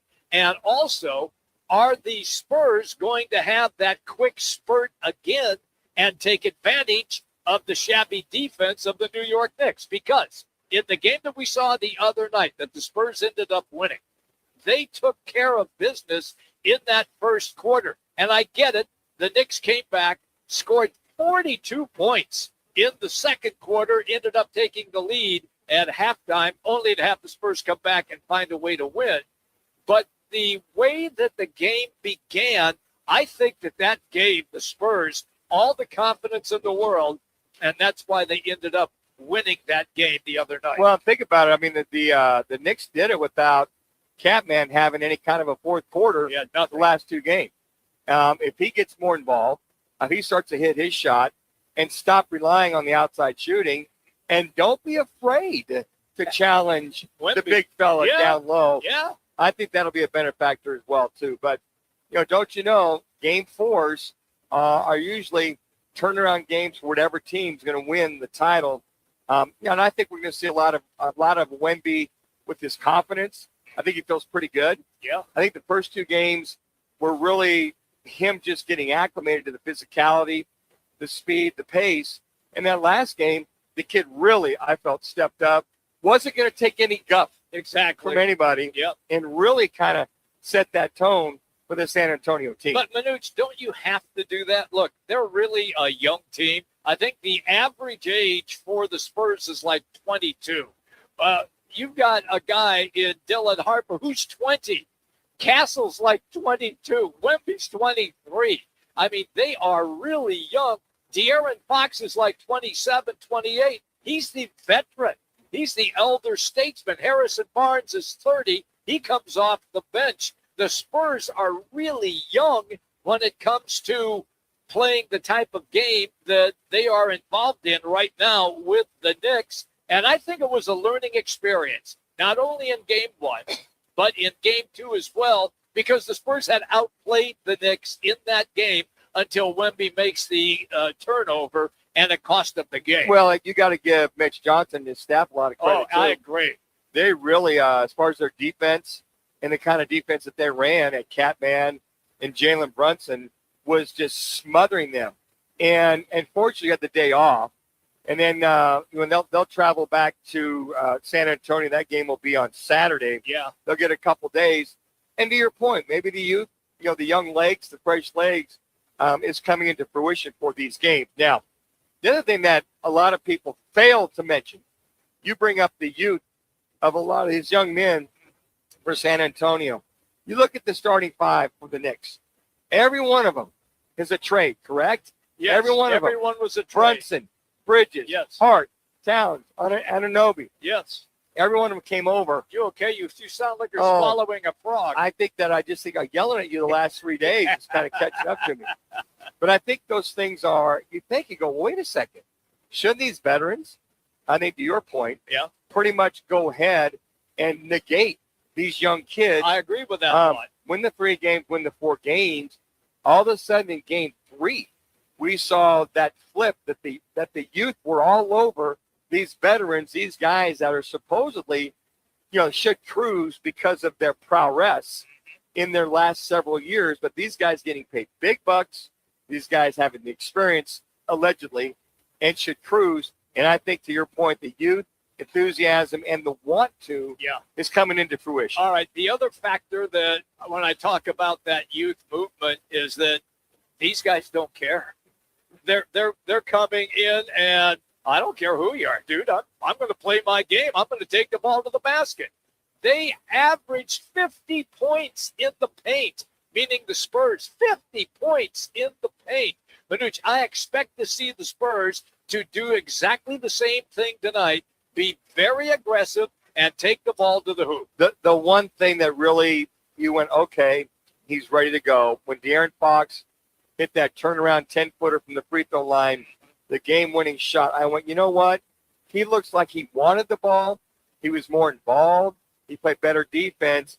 Maybe that shot will spring him free. Will get him that confidence. And I think Wembanyama, that game gave him the confidence. And to your point, Castle and Vassell and even Cornette had some very productive minutes He did. in that game. But the rest of them, they're kind of like, hey, D-Man is up and going. He looks good. He's wanting that shot.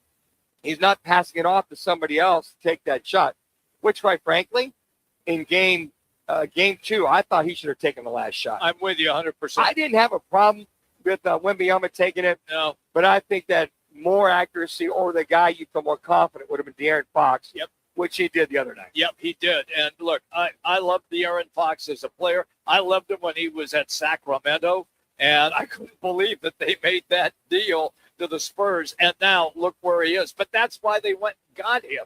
And I think that you were correct when you talked about he wasn't all the way back from that ankle injury. He's trying to fight through it.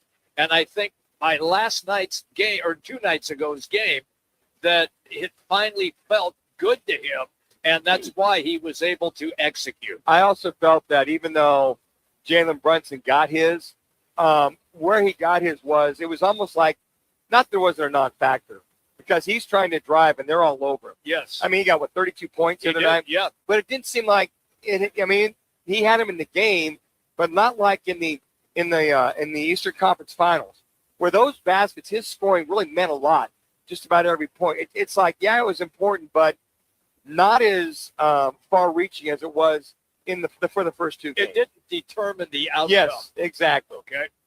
Wow. All right. Hey, look, when we come back, we are going to do our campus quickies. And we got a lot. Manuch broke that news about the Texas Tech athletic and director. There's more. Oh, I cannot. There's more. I cannot wait on Brandon Sorsby. So this is going to be a lot of fun. Because remember, the guys who cover ASU and U of A, that is the Big 12 Conference. So we have questions. Right now, let's get you to an ESPN 620 Sports Center update.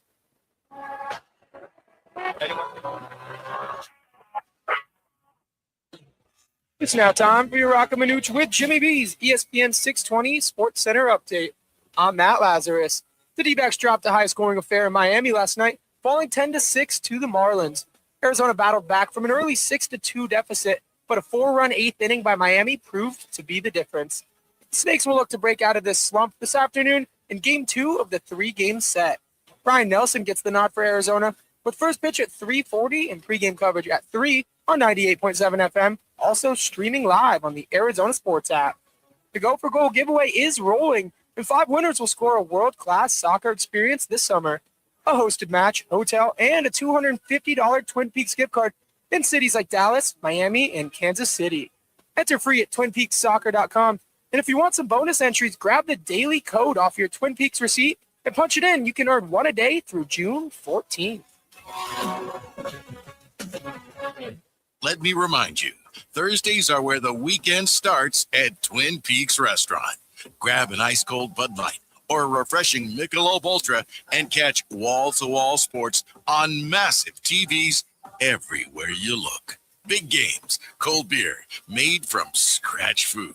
Start your weekend early with Bud Light and Michelob Ultra. Thursdays at Twin Peaks. Eats, drinks, and scenic views. Celebrate Father's Day this year at Vans Golf Shops by Worldwide Golf. Get Dad dialed in with Ping Scottsdale Tech putters. The new mallets introduce IQ alignment technology. Each model improves your focus to sink more putts. Need more ideas this Father's Day? We have gift cards in any amount, plus our online gift guide at worldwidegolf.com. Trusted by golfers since 1963 and home to the legendary 90-day 100% satisfaction guarantee. Vans Golf Shops by Worldwide Golf. Get there. I was in a wreck. I need a check. I was in a wreck. I need a check. I was in a wreck. I need a check. I'm Kevin Rowe from Learn and Row, and we've been serving Arizonans for 20 years. Make the best choice after an accident. Call 977-1900. That's 977-1900.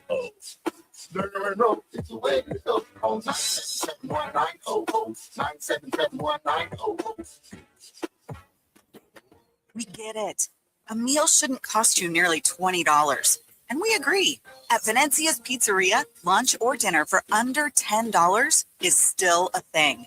And for an even sweeter deal, stop in and grab a Slice Rewards card. Get a stamp for every qualifying Slice special. 10 visits, 1 free qualifying special. Simple. And every Tuesday, we double your stamps. That's your free pizza twice as fast. Venezia's Pizzeria, a family tradition with great rewards. Hey, Green Gobbler here. So you've got a clogged drain in your bathroom. Water in the sink's overstaying its welcome. You're spitting today's toothpaste on top of yesterday's toothpaste. You hope that it go away. Yeah, clogs don't just go away. I make them go away. I'm Green Gobbler, the only clog dissolver you need. I'm bleach-free, safe for your pipes, and I work. Guaranteed or your money back. Because I never met a clog that was going to unclog itself. Green Gobbler. Let the gobbler get it. You know what you can trust? The protection you get when you bundle home and auto insurance with Progressive. You know what you can't trust? Everything else, apparently. Like when you saw that article that said that thing you eat every day is a superfood and great for your gut health. But then 30 seconds later, a different article warns you to avoid it and it's taking years off your life. Well, which is it? Kind of a big difference there. Anyway, bundle home and auto insurance with Progressive for reliable coverage in a reliably unreliable world. Progressive Casualty Insurance Company affiliates and third-party insurers. Not available in all states or situations. Campus Quickies, your weekly quick look at the Sun Devils, Wildcats, Lumberjacks, and Lopes info. Exclusively on Roc and Manuch with Jimmy B on ESPN 620. All right, everybody, welcome back in. We go till 4 o'clock this afternoon, and we are here at Venezia's in Tempe. Manuch has already eaten 4 personal pan pizzas. He's doing extremely well digested. Did we mention that today you get the Italian stallion, That's right. the slice? You've been living Get there. that bad boy on special here at Venezia's Pizzeria. All right, let's don't waste any time. It's Campus Quickies time. Let's go to ASU.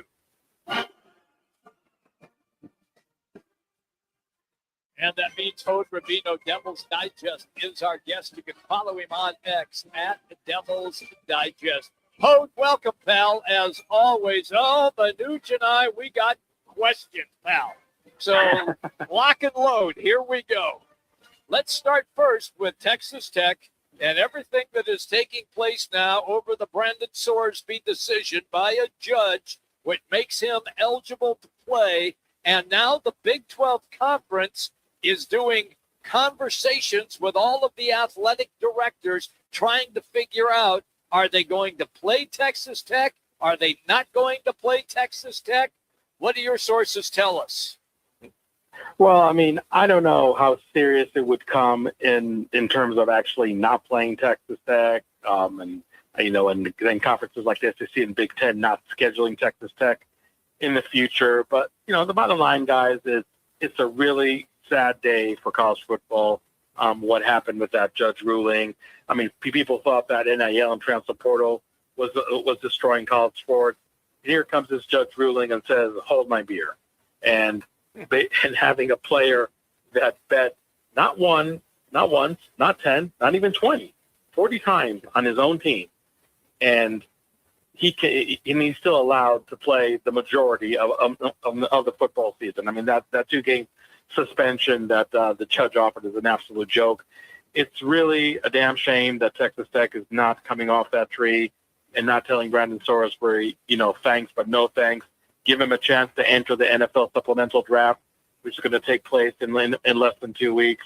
I mean, I really don't know if we're going to see teams in the Big 12 boycotting Texas Tech. I think the Big 12 right now, the commissioner just searching for options on how to sanction Texas Tech, and I don't know how much their hands are tied. I think the main reason you look at this, athletic director came out, and Coach McGuire came out and said, hey, look, McGuire said it's not murder, but there's still some things we got to address. And then you have the athletic director coming out to the Houston Touchdown Club saying, hey, look, we're not a part of this, but we got to give the kid a second chance, blah, blah, blah. I get that. But isn't there still, if you do the crime, you got to pay the time. You go do all the rehab you want. If I go rob a bank and I go to the judge, hey, judge, look, I've got some stealing issues. Oh, okay. Go get your rehab. We understand. The contradiction that abounds with this is just, it's even worse than the crime itself. No, I agree with you, Manuch. I mean, Texas Tech is playing hot potato with this issue, saying, it wasn't, we were not part of the lawsuit. It was all Brendan Sorsbury. Texas Tech could tell right now to Brendan Sorsbury, you know what, Brandon, it is just way too much of a headache, way too much of a cloud hanging over our head. How about you just, we go our separate ways, and you can still play, in the NFL or the CFL. You can still make a living. Sure, it's not going to be, the millions of dollars in NIL that you were going to get this year, but your career is not over by any means. You just can't play college football. You can play football in any other structure that you want.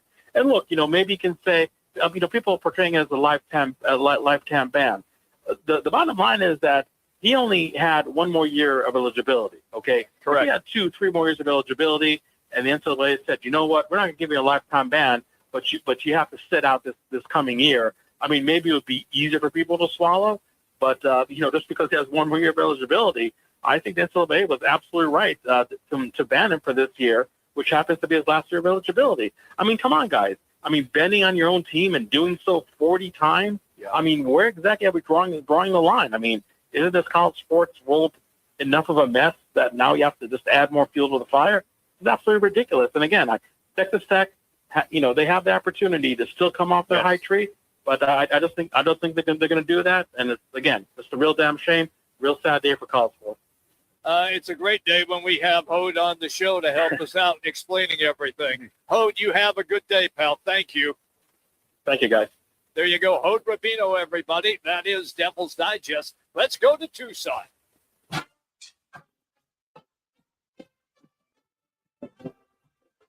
That means that Glenn Howell is our guest, the free halftime and postgame host. You can find him on X at Glenn P. Howell. That's at Glenn P. Howell. Glenn, we're going to come to you as well on the Brendan Sorsby situation at Texas Tech. Anything that you've been able to uncover with U of A and their conversations that they have had about the Texas Tech situation? Well, guys, first of all, thanks a lot for having me on. I tell you what, Pete Rose right now in heaven is throwing stuff against the wall. Sure. I'm telling you right now, he is just going crazy with all this stuff that's going on with Sorsby.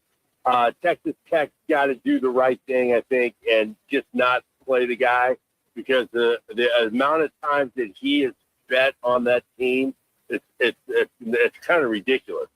So, Go ahead. I think to your point, though, Glenn, it's you still. I mean, that's the key. It was his own team as a freshman redshirt that he was betting. It wasn't other teams. I mean, they caught him red-handed, and then doing it even after he got to Texas Tech. Other gambling situations on top of it, even when he transferred to Texas Tech. Yeah, that's what I don't understand, how Texas Tech can stand up there and say that, this is the right thing. We got to get this kid back eligible again. You know what? He can play NFL football. He can play UFL football, but I think he should never play college football. So I think that's what it should be. And the NCAA doesn't do anything about that. And, well, first of all, I think Texas Tech should. And I think the Big Ten and the SEC has already came out that they're not going to play any Texas Tech team. Yes, which is, I think is a great idea. I think we should do that same thing in the Big 12. Yeah, but you can't do that. You would forfeit that game if they were on your schedule.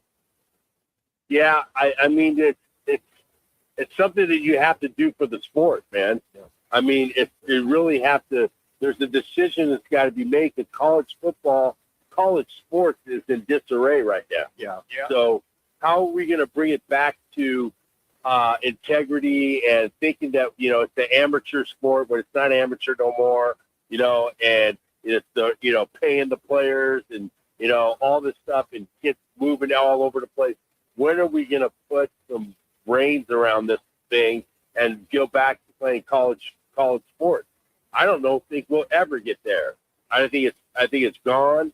I think they should just do the NFL the NFL model, and you have the East Conference, the West Conference, and the Central and the Midwest. I mean, that's what we're going to do. Let's do it. Well, somebody's got to be the adult in the room is what I hear you saying, Glenn, and I agree with you. Even in the NFL, if you get busted for gambling, you're out a year. Yeah. We've seen it over and over again. And I think this looks worse. Just imagine if he plays and these kids take the field on the opposing teams, what that's going to do for Sorsby, the entire team. They should do, to your point, take the high road. Brendan, it's been nice, but you need to move on. God bless you. Then they look so much better than right now. They're looking like they're just as culpable as the crime itself. Yeah, absolutely. And the thing is that no one in Texas, I think the governor should be getting involved in this, helping, talking to Texas Tech Board of Regents and say, hey, let's get this thing settled down and do the right thing. I mean, it's something that they have to do. But you know what? The Texas Tech guy, that's the big money guy, is a big, donor. So he's all in too. So it's kind of a shame. I think it's kind of a shame. Always good, pal, when you're on the show with us. Thank you for your thoughts on the Sorsby thing. You have a great day. All right, guys. Bear down. There you go. That's Glenn Howell, everybody. Let's go to GCU.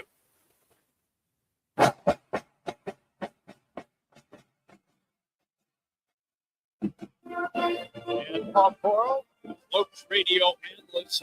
He is our guest. You can find him on X at Paul Coro. That's at Paul Coro. Paul, welcome.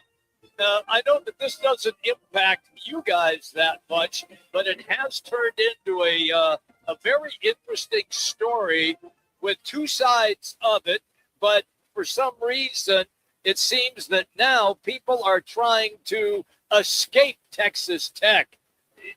Did you guys play against Texas Tech in basketball in the last couple of years? Do I remember that right? No, but they did take Chance McMillan off the roster. Oh, they did. That's right.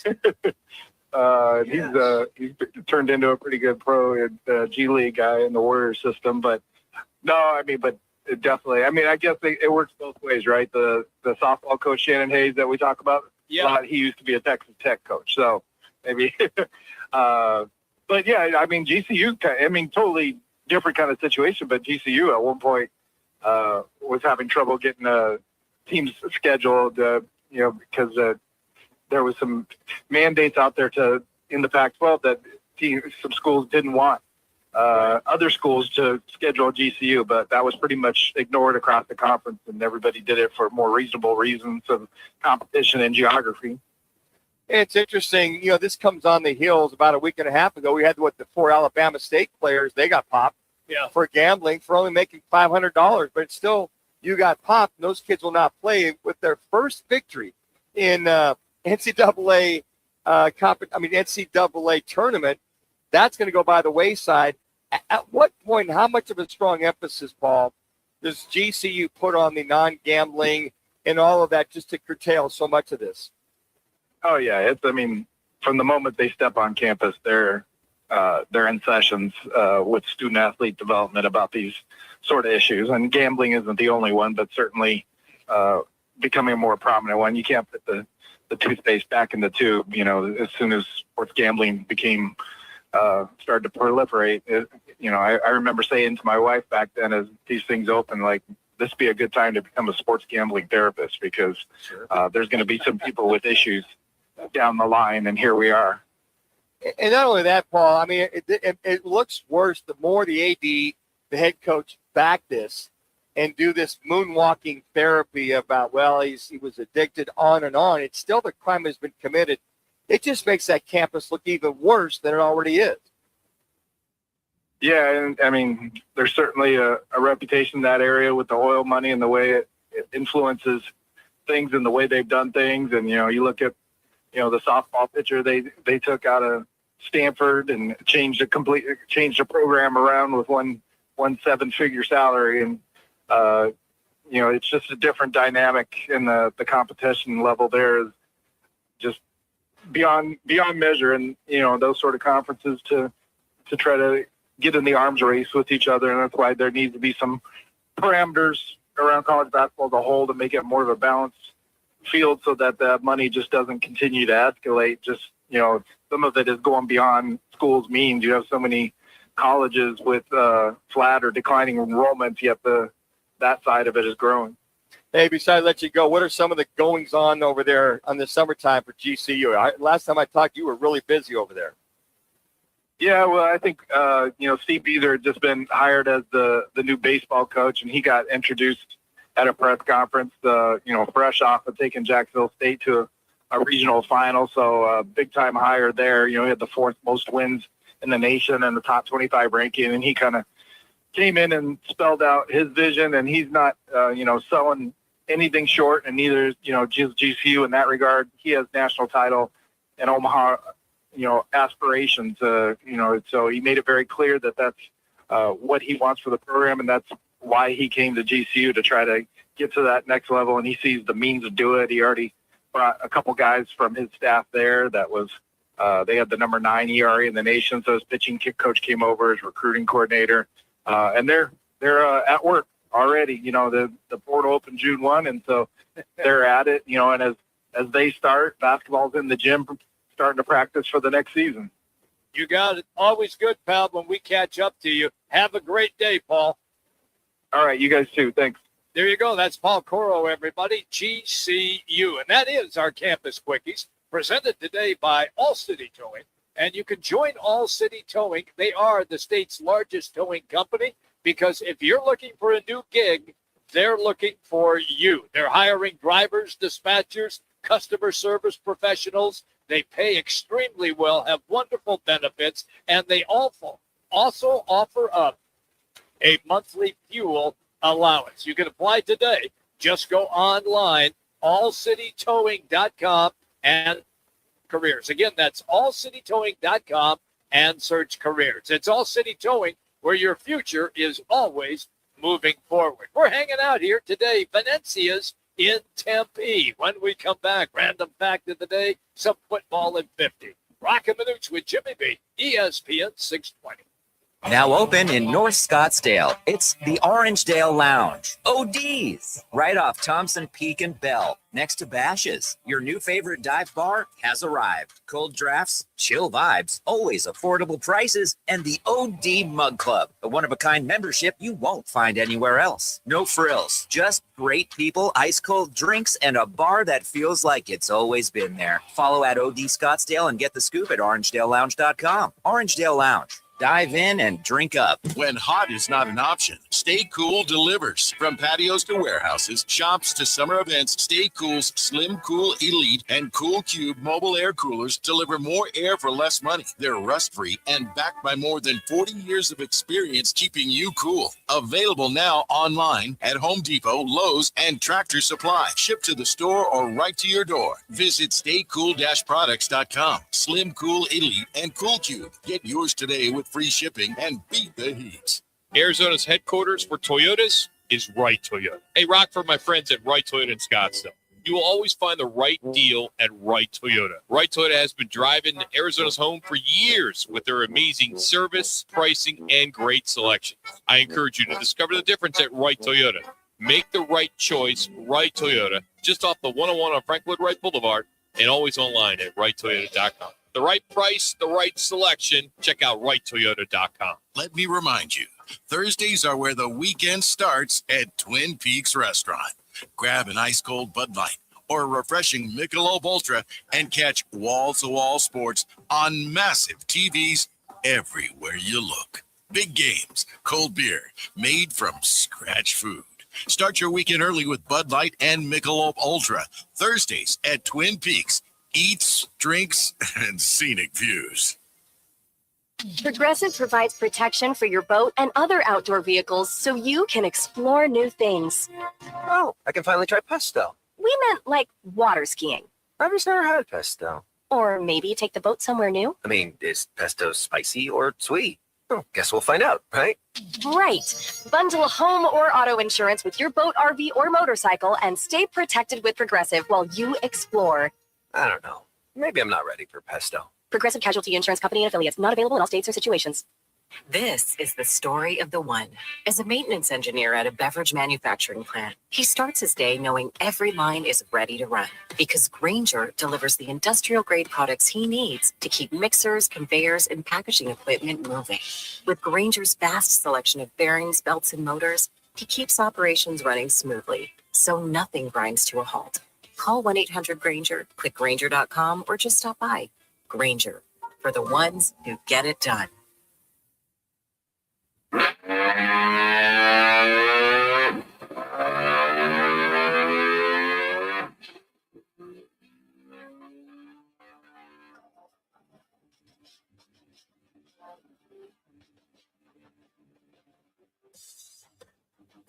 back to the guys live from one of the Seven Valley Venezia's Pizzerias. Venezia's, a proud partner of Sun Devils Athletics. All right, everybody, we're at the Tempe location. Bill in Southern today. We'll be here until 4 o'clock. Let's get to the random fact of the day. The Stanley Cup's real name isn't actually the Stanley Cup. What? Its real name is the Dominion Hockey Challenge Cup. Had no idea. Me either. Had no idea. And the last one, the longest successful shot in the NBA history, was 89 feet by Baron Davis on February 17, 2001. He shot it with 0.7 seconds remaining in the third quarter as a defender closely guarded him. The court is 94 feet long and 50 feet wide, just for some edification for the trivia at your local establishment. I knew that Baron Davis made the long shot. I did not realize that it was almost 90 feet. Staying there 90 feet. Got that ball turned around, Man. hoisted it for 89 feet. There you go. A couple of random facts of the day. All right, let's do a little football at 50. It's presented by Twin Peaks for the Go for Gold giveaway, which is going on right now. 5 winners score. World-class soccer experience this summer. A hosted match, hotel, and $250 Twin Peaks gift card in cities like Dallas, Miami, and Kansas City. And you can enter for free, TwinPeaksSoccer.com. And you want bonus entries? Grab the daily code off your Twin Peaks receipt and just punch it in. One a day through the middle of June. All right, TwinPeaksSoccer.com. The Go for Gold giveaway. Eat, drink, scenic views. It is Twin Peaks. And we'll be at the Twin Peaks in Glendale tomorrow. Okay. All right, now, this whole Texas Tech thing just keeps getting worse. Yeah. The athletic director, Kirby Hocutt, spoke at the Houston, I think it's the Houston Touchdown Club. Yeah, right. So commenting about this, he says, quote, Texas Tech is not a party to Brendan's lawsuit, that being Brendan Sorsby. We did not file it. We did not fund it. A young man in treatment for a clinically diagnosed addiction exercises legal right to seek a remedy in court, and that the judge agreed with him. Our role has been to support his recovery, not engineer his eligibility. Wink, wink. He also goes on to say, quote, I've heard the word integrity used a great deal in the last 48 hours. As someone who has dedicated his career to college sports, I too believe in integrity is central to our industry's success. I also think integrity applies on more than one front. The integrity of sport matters. So does the integrity how we treat a 22-year-old sought help, entered residential treatment, and is working every day toward recovery. Those two things don't have to be in conflict. Coach McGuire, the head coach, he also commented in reference to his thoughts on some of the things that were going to this entire thing. I'd like to sit here to find this here. He says, for some reason, this is the head coach, Coach McGuire. For some reason, as a society, we've been okay with other things that happen to allow players to play. And this has been the one thing that has united people that they were against. Now, it's crazy because it's not murder. It's not beating somebody. So there's a lot of things that we're working through. He does say this. None of this is okay. Well, if it's not okay for you and the AD, why don't you hold up the law, the rule of law? God forbid we have rule of law, and that you uphold what the basis of the NCAA has to say, and don't allow this kid to play. These guys are moonwalking. They're doing the Michael Jackson. The right thing for them to be was, you know what, kid? You've been on your own team. You're a red shirt. You know, we're not going to adhere to this. Makes the university look bad. I'm sorry. You're ruling one way or the other. So allowing him to play is just wrong for college sports. All right, I'm going to follow up. Are we the home of the brave, land of the free, where you have a right to challenge something in court? Well, apparently, according to what you just said, the school did not participate in the lawsuit. It was only Sorsby's people and him.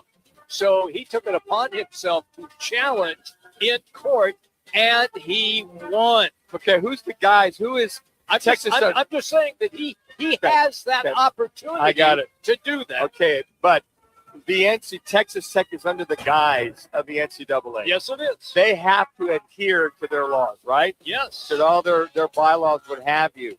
This is outside of that, Jimmy B. I knew you were going to ask that. Yep. This ruling is outside of that should have no effect because he's still admitted. He's still got the crime that he has done that, and this really should have no jurisdiction with the NCAA. But on top of that, all that being said, Texas Tech should honor what they're under to say this is you did it, this is wrong, even though it ruled in favor. We're not going to allow you to play because we're under the guise of who?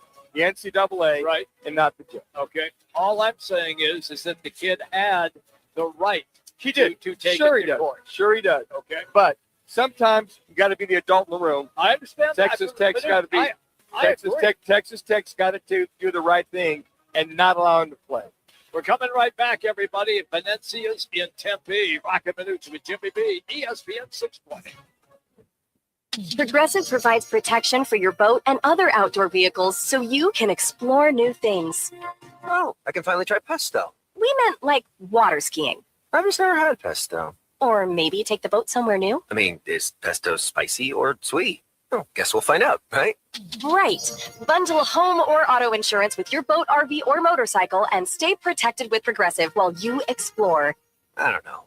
Maybe I'm not ready for pesto. Progressive Casualty Insurance Company and affiliates. Not available in all states or situations. Hey, Green Gobbler here. So you've got a clogged drain in your bathroom. Water in the sink's overstaying its welcome. You're spitting today's toothpaste on top of yesterday's toothpaste. You hope that it go away. Yeah, clogs don't just go away. I make them go away. I'm Green Gobbler, the only clog dissolver you need. I'm bleach-free, safe for your pipes, and I work. Guaranteed or your money back. Because I never met a clog that was going to unclog itself.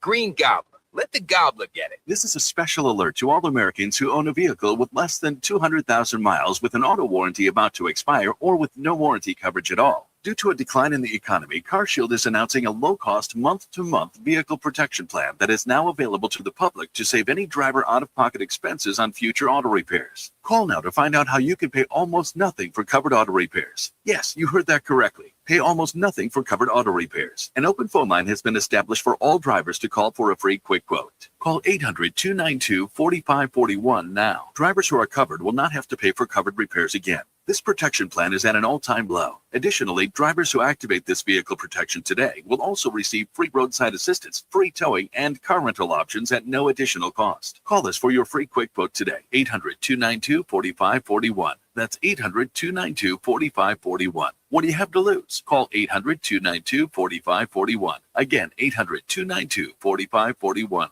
Bigger fields, bigger events, bigger experiences. Arizona Athletic Grounds. Arizona Athletic Grounds is a 275-acre sports and entertainment destination for athletes, fans, and families. Located in Mesa, AAG is one of the largest multi-sport complexes in the country, with over 475,000 square feet indoors and more than 150 fields and courts. From tournaments to training to cheer, dance, concerts, and corporate events, the grounds does it all. Learn more at azgrounds.com.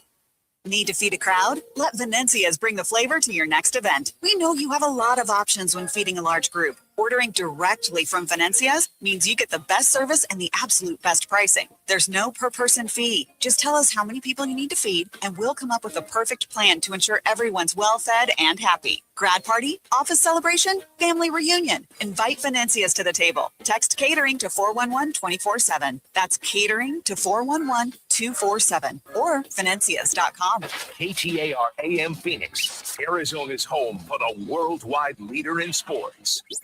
Is ESPN 620.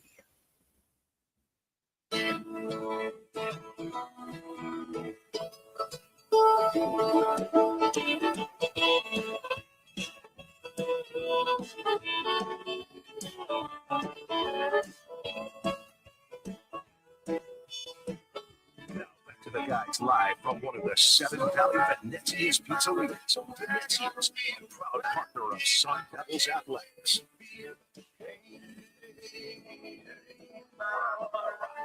Welcome back, everybody. Manuch is doing the do-si-do as we speak. I knew how to do the do-si-do. Get out. I used to call them. Yeah. We had to learn when we did one of the fine classes. When you're a phys ed major, second year phys ed, is you got a dance class. Foxtrot. You took square dancing? We had square dancing. We had foxtrot. We had like 5 or 6 different for that 4 weeks. Wow. You had to get that down because in those days we would, if you went to college, you had to teach that. If you wanted to catch a professorship, physical education, they had that. But Alaman left, the do-si-do, all the above, boot scooting, absolutely. We're here at, I have this horrible picture that I'm looking at in my hand right now of Manuch doing element left with your left hand. You know what's funny? I'm sorry, but I can't formulate it. When we show up for the phys ed class, you got your shorts, your tennis shoes on, and your t-shirts. Yeah. And we're out there square dancing. You imagine somebody walking up there to Ahern Fieldhouse and seeing about 25, 30 of us in the class. Yeah. And Mrs. Majors, who taught that, she was part of the physical education professors. Oh, my God. And we're in there, and that's part of the class. I mean, ballet was part of the class. Oh, my God. You in the tutu, I want to see that. Nah, I didn't go that far. All right. Can you plie? I could demi plie, 5th position, 7th position. Absolutely. Don't challenge me. I can go there. Hey, Matt, do you have any idea what Manuch and I are talking about? Any idea? Not a clue in the world. That's what I thought. I'm trying to picture it, and I don't know if I want to or not, but I can't put the picture together in my mind. Exactly. Trust me, 5th position, 7th position is not as bad as you think it is. It's just you have to contort your body just a little bit. So you can alleyman left over here to Mill and Southern at Venezia's Pizzeria, 7 Valley locations. They're the official pizza sponsor for ASU Athletics. I was corrected. Every Tuesday is the night called the Italian Stallion Special. So if you ask for it, and Roc and Manuch and Jimmy B happen to be that one, they could just give you the special too. So every Tuesday, the Italian Stallion is the pizza slice. Every Wednesday is a 24 1-inch topping party pizza for only $28.99. You can also join their catering club for large group or corporate catering orders. All you have to do is just text catering to 411-247. Text catering to 411-247 for discounts and specials sent monthly, or email catering@venezias.com. So there's a lot going on. By the way, the fine smells. I think I'm going to get the baked ziti with the 3 meatballs, with the salad, with the ranch dressing extraordinaire. Okay. And I think I'm out of ranch dressing because you can buy the ranch dressing at any of your participating Venezia's Pizza. And it's really good. It's awesome. I can vouch for that. Let's do. We haven't really talked Arizona Cardinals so far on the show. Let's do that right now because we have two players that did not show up for the OTAs, and No, they were there. They showed up. not for the OTAs. Oh, No. you mean, well, they did Yeah. this week, mandatory. Yeah. For the mandatory minicamp, Josh Sweat is there. So was a quarterback. Jacoby Brissett would be Yeah, his name. I know, but he's attempting to renegotiate his contract. So what they did is they showed up. Apparently, Jacoby Brissett did stretch. Josh Sweat apparently did not. And my esteemed colleague, the one, the only Dan Manucci, went off on that. We're going to catch up with Tyler Drake here of ArizonaSports.com at the bottom of the hour. We just found out that Coach LaFleur has canceled today's mini camp and allowed them to break because I guess they did so well the last 2 or 3 weeks at OTAs. San Francisco did that. They did not have their last week of mini camp because they had 100% participation. They did. Sometimes that's the norm if you've got everybody there. But to your point, I saw the tape last night on Channel 12 watching that. Flip over to Fui, flip over to 10. They've all got Jacoby, Jacoby right there, just kind of hanging out. He's got his hoodie on. He does. He's 190 out. He's got his hoodie on over his head. Guess you don't want to get sunburned. Well, for he's crying out loud. He's hiding out. He flipped a couple passes. The one that I really have heartburn on, though, Jimmy, is the Josh Sweat situation. Okay. If he doesn't want to get traded, and they're not going to trade him, why isn't he practicing? Why is he over on the sideline hanging out, and you're coming back? And we'll get clarification from Tyler here at the bottom of the hour of why he didn't practice if they're saying he's not going to get traded and he's there because he didn't practice because we don't want him to get hurt or he hasn't been practicing. I don't understand it. I do understand it. It's a farce. It's a facade. If they're trying to trade him, why isn't he practicing? If there's nothing to see here with him getting traded, it's mini camp. They don't do a whole lot of nothing. They stretch, they run, they go through a few drills. I mean, I don't know what they're afraid of. Jacoby Brissett, okay, he's just going to be a hold-in at the mandatory mini camp and not go do anything and not get fined. I get it. Understand that. But you got a guy with Josh Sweat. He's under contract. They're not going to trade him, so they've said. If there's nothing to see here, why isn't he practice? Because what you're showing everybody, Cardinal fans, that your best defensive player, his comments about wanting to move on, wanting to be traded, maybe it's Green Bay, to go follow Jonathan Gannon, his defensive coordinator in Philadelphia, who's now the defensive coordinator in Green Bay. If that's it, boy, you do a hard time of disguising what you're looking to do. That's the thing I have heartburn over, or I just laugh and go, boy, that's a well-kept secret. Okay, but didn't the head coach, Mr. LaFleur, in a statement about Josh Sweat, say something to the effect of, well, he has his own workouts, and we just let him go ahead and do those. Sure. All right. Okay. So you show up at minicamp. Why aren't you participating? You can do your own workouts in the voluntary, but when you get to minicamp, everybody, Jimmy B, everybody participates. Unless, apparently not. Well, I think it's this is such a joke. It is such a joke. Cardinal fans look at this and go, you know what? It just reiterates this organization, what they're all about. They're not about winning right now, if you want my opinion. And you allow this to go on. It's just plainly obvious. It's like, okay, what you're telling us is that color over there is red when it's clearly white. No, it's red. You know, it's white. Well, if the sun hits it different, it'll look white. No, it's red. And I think if you're a Cardinal fan, this has got to be so insulting that you got a guy that says he's not going to get traded, right? But he's not practicing. Yeah. But yet he's got his own workout, but he can't go on the field and stretch and hang out. It's a joke. It's ridiculous. And even this Jacoby Brissett thing is to sit there and think that both your quarterbacks backing him up, you got the rookie and you got the other backup, Gardner Minshew, are making more money than he's going to make. And why would you not resolve this The kid's holding up. I have no problem getting more money. But at some point in time, there's got to be a decision made that pay the guy more money if he's going to be your starter. No. Hold on. Okay. There's going to be competition. Oh, I thought that they were going to start Jacoby Brissett. I thought he was the starter. I did too. So if he's holding out and it's just competition, why don't you just say, well, don't let the door hit you in the rear end on the way out? But if you're trying to work out a deal, but wait a second, he's not the starter. Or is he the starter? You see, Jimmy, this is a big old melted chocolate mess. It's the Cardinals. It's embarrassing what it is. I'm just stunned at some of the things that they do sometimes. I really am. And it is embarrassing at times the way that they operate. But to be honest with you, Manuch, and I said this on the show the other day, I don't know if they want to invest in Jacoby Brissett. Then cut him. You got Gardner Minshew. Yep. You got Carson Beck, and you got Keaton Slovis. Yeah. Then go with it. Yeah. Get him out of camp. But, if they told him, hey, you're our guy, or was insinuate you're the guy, but now you got LaFleur moonwalking, talking about we're going to have competition. Right. But Jacoby Brissett's holding out because he felt that he won one game in 12 games. You see what I'm saying? I know. The contradiction about this thing is looped inside, outside.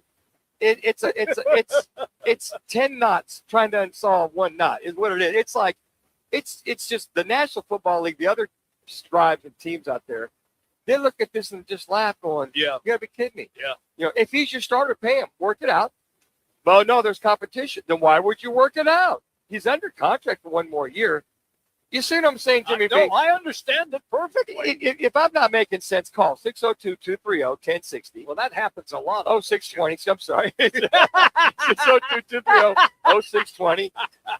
But you know what? It's ridiculous to see this. Yeah. It's a shame where everybody in the National Football League, everybody is all clean, battened down, and they're all good to go. And here's the Cardinals dealing with this mess. Unbelievable. All right, a quick break. When we come back, we're going to dive into tonight's NBA game.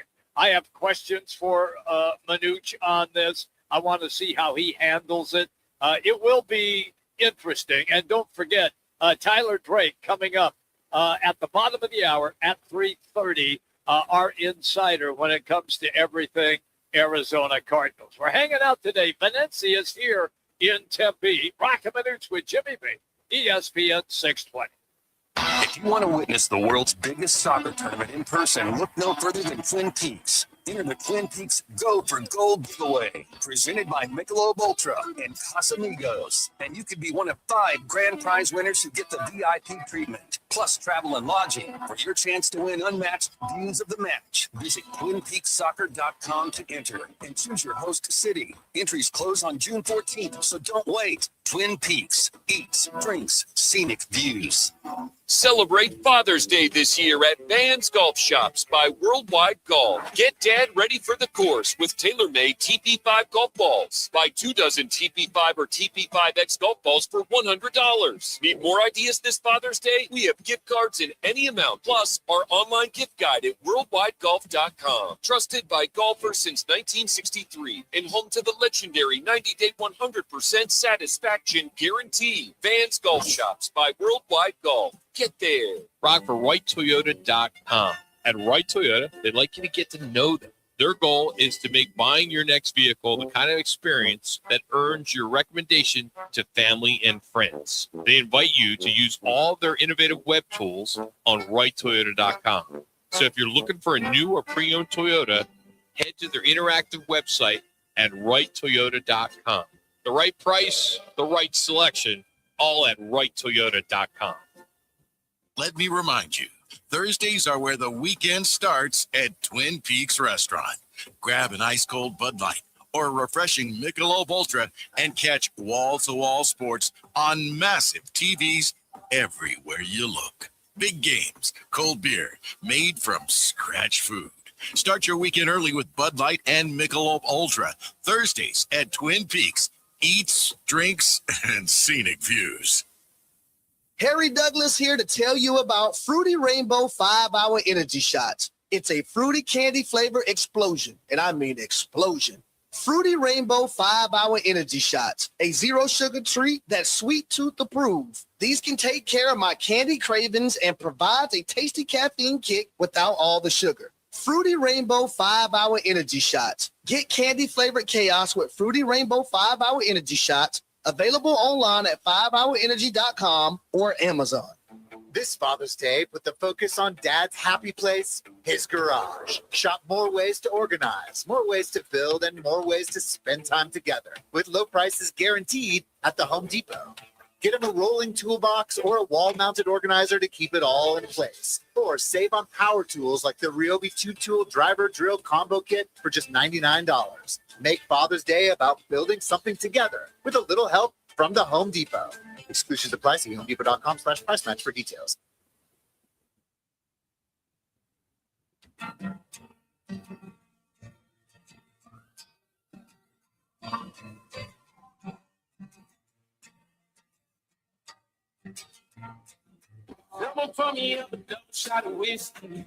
Now back to the guys live from one of the Seven Valley Venezia's pizzerias. Venezia's, a proud partner of Sun Devils Athletics. All right, everybody. We are at the Venezia's today in Tempe, right on the corner of Southern and Mill Avenue. That's where we will be until 4 o'clock tonight. Okay. In the NBA, it is Game 4 tonight. The Knicks lead the series 2-1. Game 3 of the NBA Finals averaged nearly 24 million homes watching it. It peaked at over 26 million. So those are like NFL Sure they numbers that the NBA is getting. But I thought you made a very good point, which is rare, that I'll take it. It is on ABC and not on just a cable channel. I think over-the-air TV has really helped it. I mean, you know, you look at a lot of these finals, and they're on ESPN. I mean, the Super Bowl this year is going to be on ESPN. I think that's helped. And you look at a lot of the playoffs on TNT, ESPN.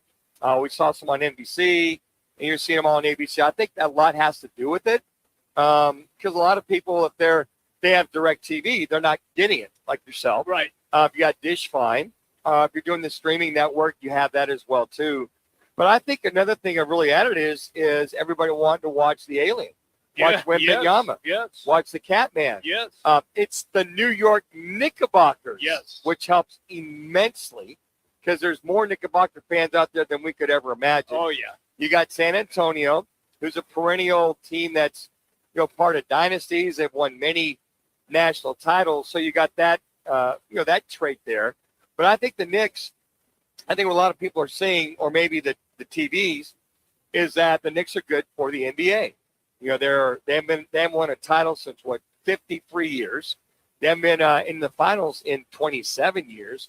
So all those fans, Eastern Conference fans, are saying, okay, are the Knicks live? Or are they Memorex? There's still a line from Memorex commercial from many, many years ago. I was just going to say, probably Laz has no clue. What he has no Memorex idea. is. No. Not is a clue. Live? Yeah, or no live? clue. See, there he was. No clue. Have you ever heard of the term could have had a V8 there, Laz? Is that about a car? No. V8 engine? That's a great comeback. No, Good V8 job. is a vegetable juice Drink. Yeah, it's a juice. Yeah, it's a juice that you shake up. Yeah. And you drink it. And it's good. If people are dragging, they go, hey, you could have had a V8. You'd be alert. You'd be ready to go. You know, those are just a couple. Or sometimes you feel like a nut. Sometimes you don't. You know what that one means? You know what that one is? I've heard that one. Okay. I think you've said it a few times. Yeah. What candy bar is that? Oh, what candy bar is that?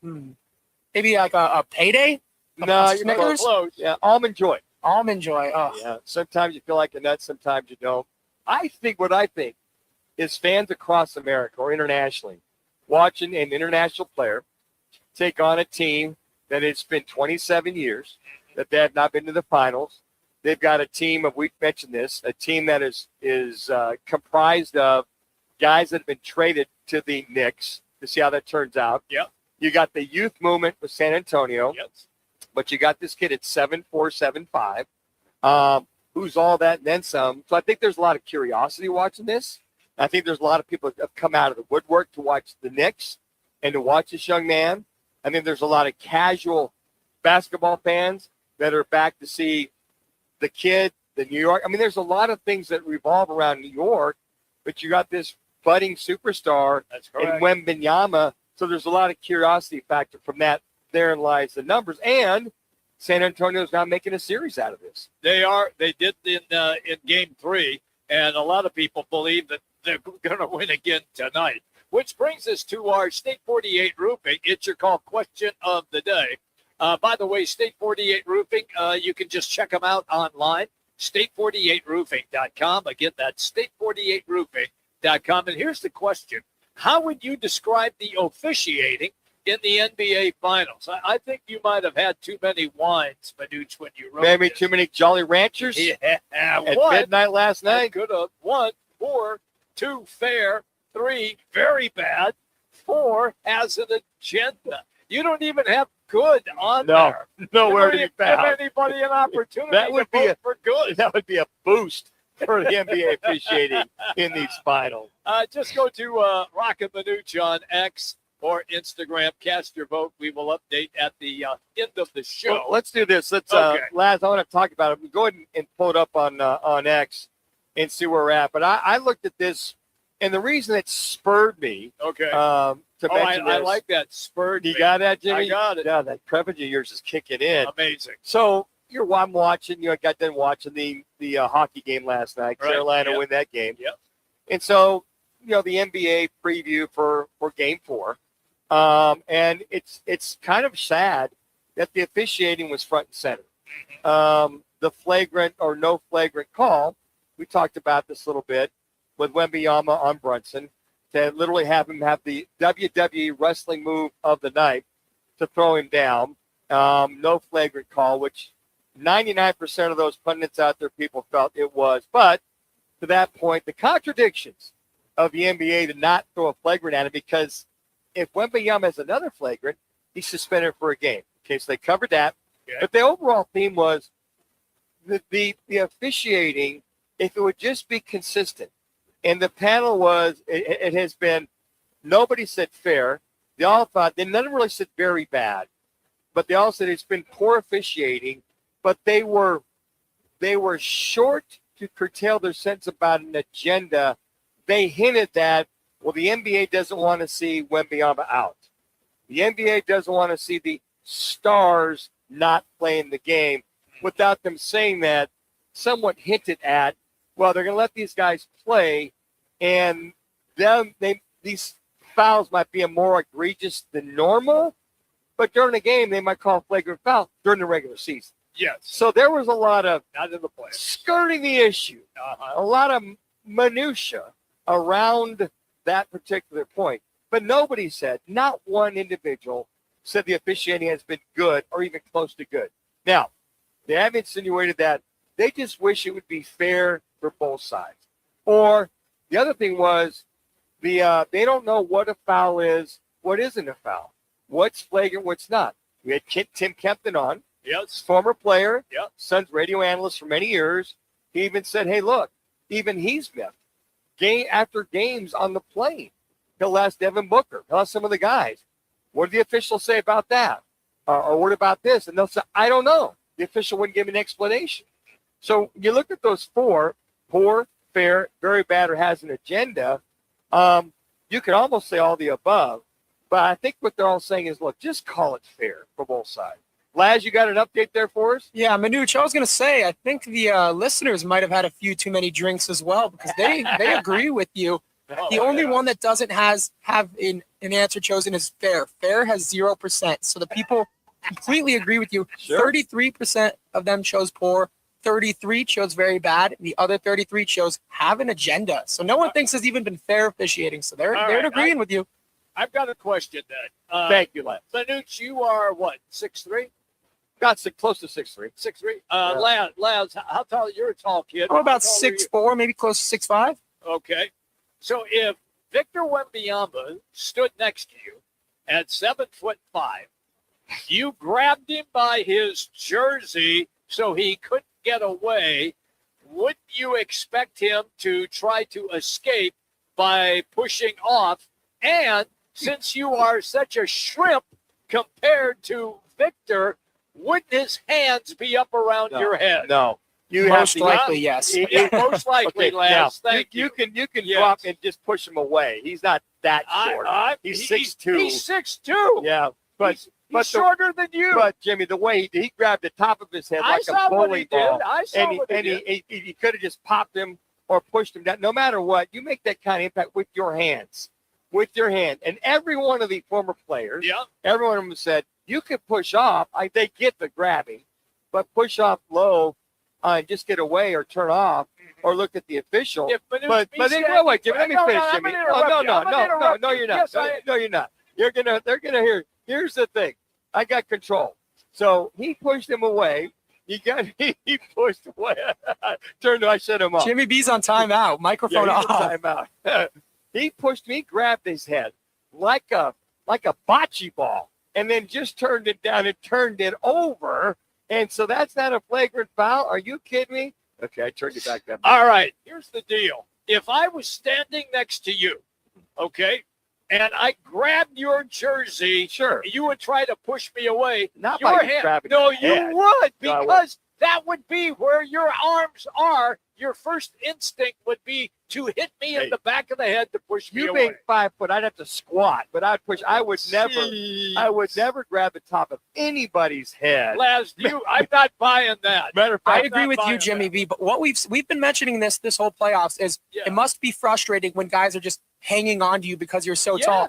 But Wemby has shown he's had a little bit of a temper problem. He's not putting up with it very well, so he's got some learning to do. But it is frustrating. I do agree. Yeah. But what he did was, hey, Jimmy, you're like one of 9 billion that sit there and go, okay, this is egregious. These guys are like, here's the way did it. Hey, the WWE, WFE, WXYZ, they said the hell with Friday night whatever. I know. Here was the wrestling move of the night, and they showed that clip. I'm not taking that away. I'm not saying that it didn't happen. I'm just saying that because of his height on a little pipsqueak, that's why his hands ended up on his head.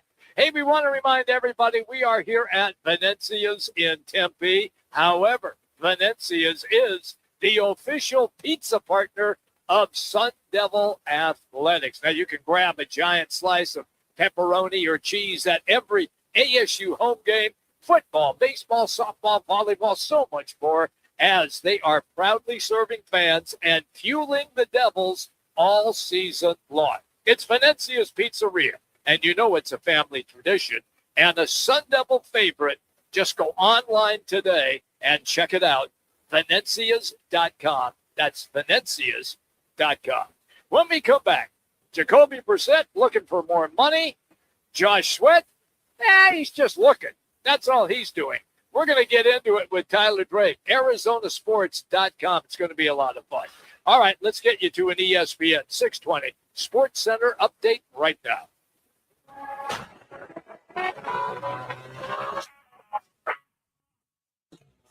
It's now time for your Roc and Manuch with Jimmy B's ESPN 620 Sports Center update. I'm Matt Lazarus. The D-backs dropped a high-scoring affair in Miami last night, falling 10-6 to the Marlins. Arizona battled back from an early 6-2 deficit, but a 4-run 8th inning by Miami proved to be the difference. The Snakes will look to break out of this slump this afternoon in Game 2 of the 3-game set. Ryan Nelson will get the nod for Arizona as pregame coverage got underway at 3 o'clock, and first pitch is just about 10 or so minutes away from Miami on 98.7 FM, also streaming live on the Arizona Sports app. The Go for Goal giveaway is rolling, and 5 winners score a world-class soccer experience this summer. A hosted match, hotel, and a $250 Twin Peaks gift card in cities like Dallas, Miami, and Kansas City. Enter free at TwinPeaksSoccer.com, and if you want some bonus entries, just grab the daily code off your Twin Peaks receipt and punch it in one a day through June 14th. When it comes to sushi, reputation matters, and Sushi Brokers Arcadia has built theirs on being the best sushi in Arizona. From traditional rolls to bold fusion creations, like our crowd favorite, Seafood Dynamite, and the must-try sushi pizza. We've got something for everyone. Our famous happy hour is every day from 3 to 6:30 with fresh favorites like the California roll, spicy tuna roll, and the surf and turf roll topped with seared steak. Sushi Brokers Arcadia, 44th Street in Indian School. Join the team at All City Towing, Arizona's largest towing company and leader in roadside service. We're hiring dispatchers, call takers, lot attendants, drivers, and customer service pros ready to grow with us. You'll enjoy state-of-the-art equipment, consistent schedules, full health benefits, a strong 401k match, employer life insurance, and a monthly fuel allowance. Take your career to the next level. Apply today at allcitytowing.com. All City Towing, where your future is always moving forward. I was in a wreck. I need a check. I was in a wreck. I need a check. I was in a wreck. I need a check. I'm attorney Kevin Rowe. The insurance company's job is to pay you as little as possible. Our job is to get you every dollar you deserve. Call Rowe today and let's make them pay. Call 977-1900.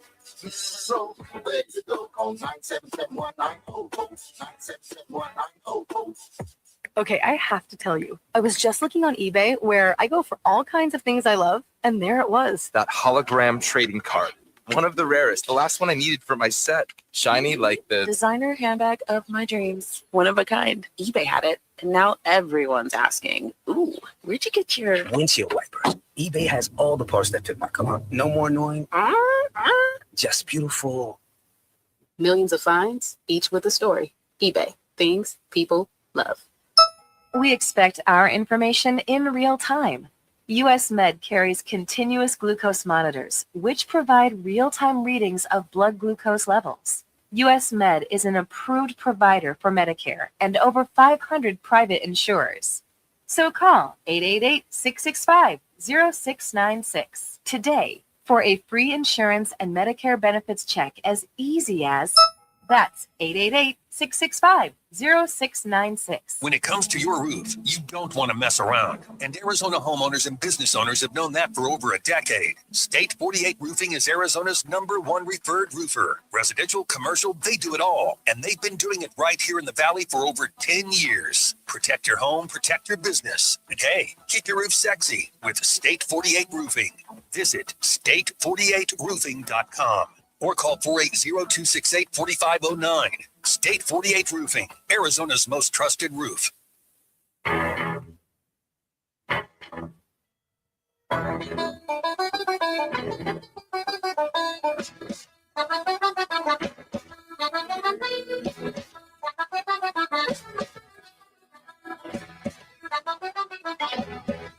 Now back to the guys live from one of the Seven Valley Venezia's pizzerias. Venezia's, a proud partner of Sun Devils Athletics.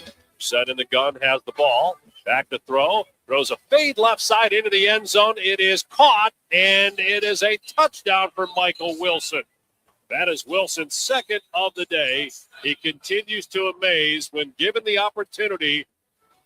Thank you to Arizona Sports for the highlight. And, yes, we are going to talk Cardinals. Look, Tyler, we should have invited Tyler Drake down here from ArizonaSports.com because he's got nothing to do. They canceled practice. Right. Yeah. Oh, Tyler, we are so sorry. We man. just got the memo they canceled practice like a half hour ago. If we didn't know that. Yeah. We had you live and in person down here on Mill and Southern. Yeah, what gives? That sounds like a great idea. I'm hungry, too. We're sorry if we teased you like that, big fella. Your mouth is salivating. But what was the deal this afternoon? He felt that Coach LaFleur felt they'd put enough hard work in. They canceled the last day of minicamp. Yep. That's one of 4 reasons. The other ones included that they were relatively healthy. So that was one. Outside of Caleb Proctor, he actually tore his meniscus, I believe during OTA. So he will he's going to miss a chunk of time there. But then the third reason being that he just doesn't really like having this practice. It's the last day of minicamp.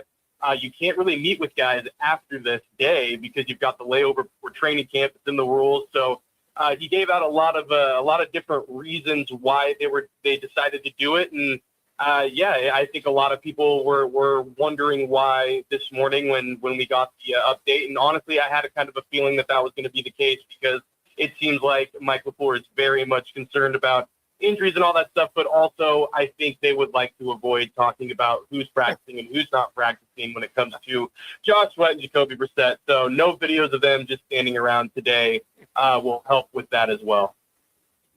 Okay, so that is my follow-up question then. So let us start with Josh Sweat. Manuch went on a tirade on Sweat, saying that after Coach came out and indicated that he was does his own workout. No, he wasn't going to be traded. Right. Does his own workout. Does his own Okay, you can workouts. proceed. Yeah, and then so Manuch went on a tirade about, well, why didn't he work out then?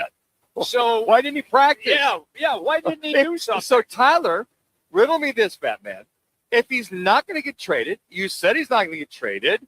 And the allegations are, you don't want him to get hurt. You mean he can't practice? He can't stretch? But we're not going to trade him. But you show every indication of having him on the trading block by not practicing him. Could you please define that for me? It was something after we got done with the press conference yesterday. A couple of us were kind of looking at each other like, what if he is practicing? If he's doing things on his own, wouldn't he be ready? And wouldn't there not be a ramp up process? So it's like I don't think he's going to get moved. They cannot if they're trying to turn things around in year one. There's no possible way they're going to get it done by moving on from Josh Sweat. And honestly, I think if Monty Osborne wants to keep his job, he's got to keep a guy like Josh Sweat around to at least make this team competitive moving forward. But yeah, I mean, the trade chatter is not going to go away. It's going to continue through training camp. It's going to continue at the trade deadline. I mean, it is going to continue to be a thing until he comes out and says, hey, I'm good.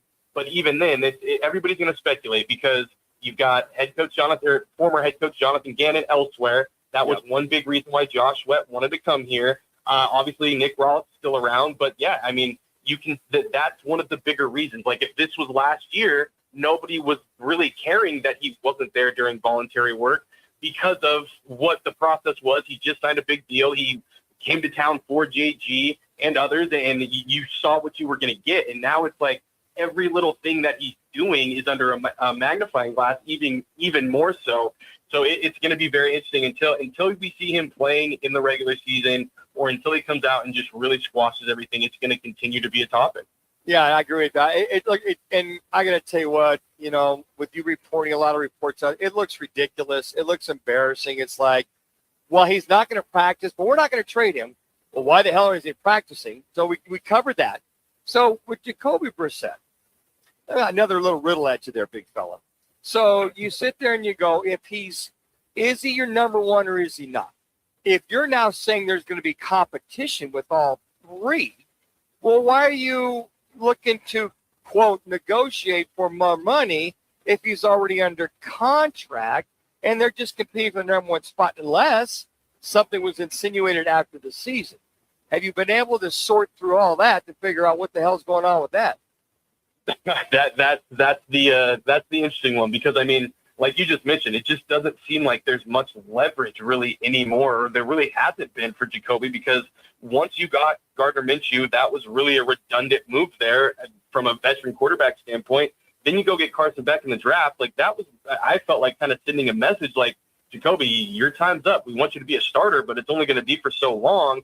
You look at the whole contract negotiation. He hasn't been here through voluntary work. Gardner Minshew has been talked about more than really anybody else throughout voluntary work just because of what he's done, the leadership role he's taken on, the command of the offense, everything you really want to see. I mean, obviously the vibes, the mustache, the hair, the RV that's parked outside of the training facility.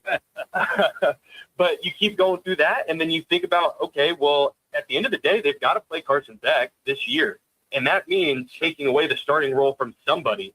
So are you really going to pay the guy who wants to be paid as a starter when you're only going to get half of those games, if that, from the guy that you just paid? Sure. Like that's where the hang-up's got to be at. Like they could easily walk away, guarantee him the rest of the money on his current deal, call it good and move on. But that's, I think, what the hang-up is that this is only a 5, 6, maybe 7 week starting gig right now for either guy because you've got to be able to evaluate Carson Beck and what he actually does at the NFL level before looking at 2027 and first-round options being quarterback there and potentially having one of the top 3 or 4 picks. When you talk to Carson Beck, what do you get from him? Do you get the confident player that we saw at the Fiesta Bowl that took his team on a long drive and ended up winning that game as well by running it in for a touchdown? Do you get all of that from him? We haven't really talked to him a ton, but from what I have gathered is that you can tell that he knows a lot of ball. He's had a lot of ball, and obviously the experience that he has speaks for itself. But you can tell he is a student of the game, and you can tell he's got some confidence to him. Like he's not saying a ton. He's a rookie, but like reading between the quotes, reading between the lines, you can tell he's got a little bit of that confidence, that swagger to him. Tyler, it's interesting the lack of you. You just said something that just really hit another nerve. I've had a few nerves hit when it comes to Cardinals. Trust me. You know, when I was in minicamp with Buffalo or even Green Bay, the press had access to us all the time. It was that time of year. You meet with the guys. They have stories. It's real low key. The lack of allowing you guys to talk to these guys, I don't get it. I understand. How frustrating is that for you and some of the other scribes out there? Yeah, it can be. It can be for sure. I think one of the other parts is, you look around, you see, the Packers practice or the Vikings practice. You see a lot of this just extended open portion, and I think that's the bigger part too. Is I will take anything they want to give us. Like, don't get me wrong, but when you see more of the plays and more of 7-on-7s and 11-on-11s and being able to report on things like that, like, you're able to paint the picture a little bit more. So it can be frustrating at times. And I mean, obviously we do get a lot more access when training camp comes around. But yeah, this would be another good time to really kind of open it up and give us some more guys just to be able to maybe one-on-one get some more info. But it's kind of the nature of the beast in the NFL. Everybody does it a little bit different. So kind of just have to play the game in that regard, sadly. With this the last day, how do you take a look at the OTAs in the short mini camp the Cardinals have had? What do you take away from it after it's all said and done?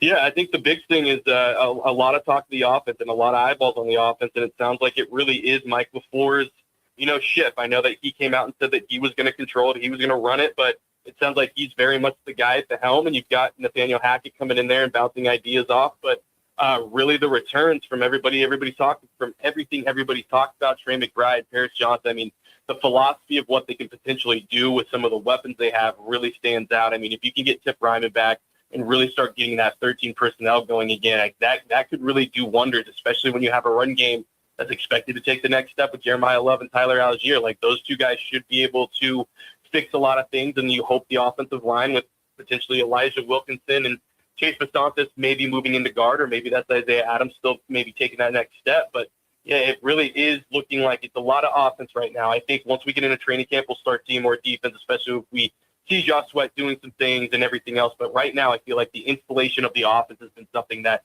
has really stuck out to me. Well, speaking of that, just real quick, with Nathaniel Hackett, you look at his past, as a DC and head coach. How much does that come up as far as his play calling concerned? Now, I know he's going to be the OC. Sean McVay is going to pretty much install. But how much of that tainted past with Nathaniel Hackett has been brought up?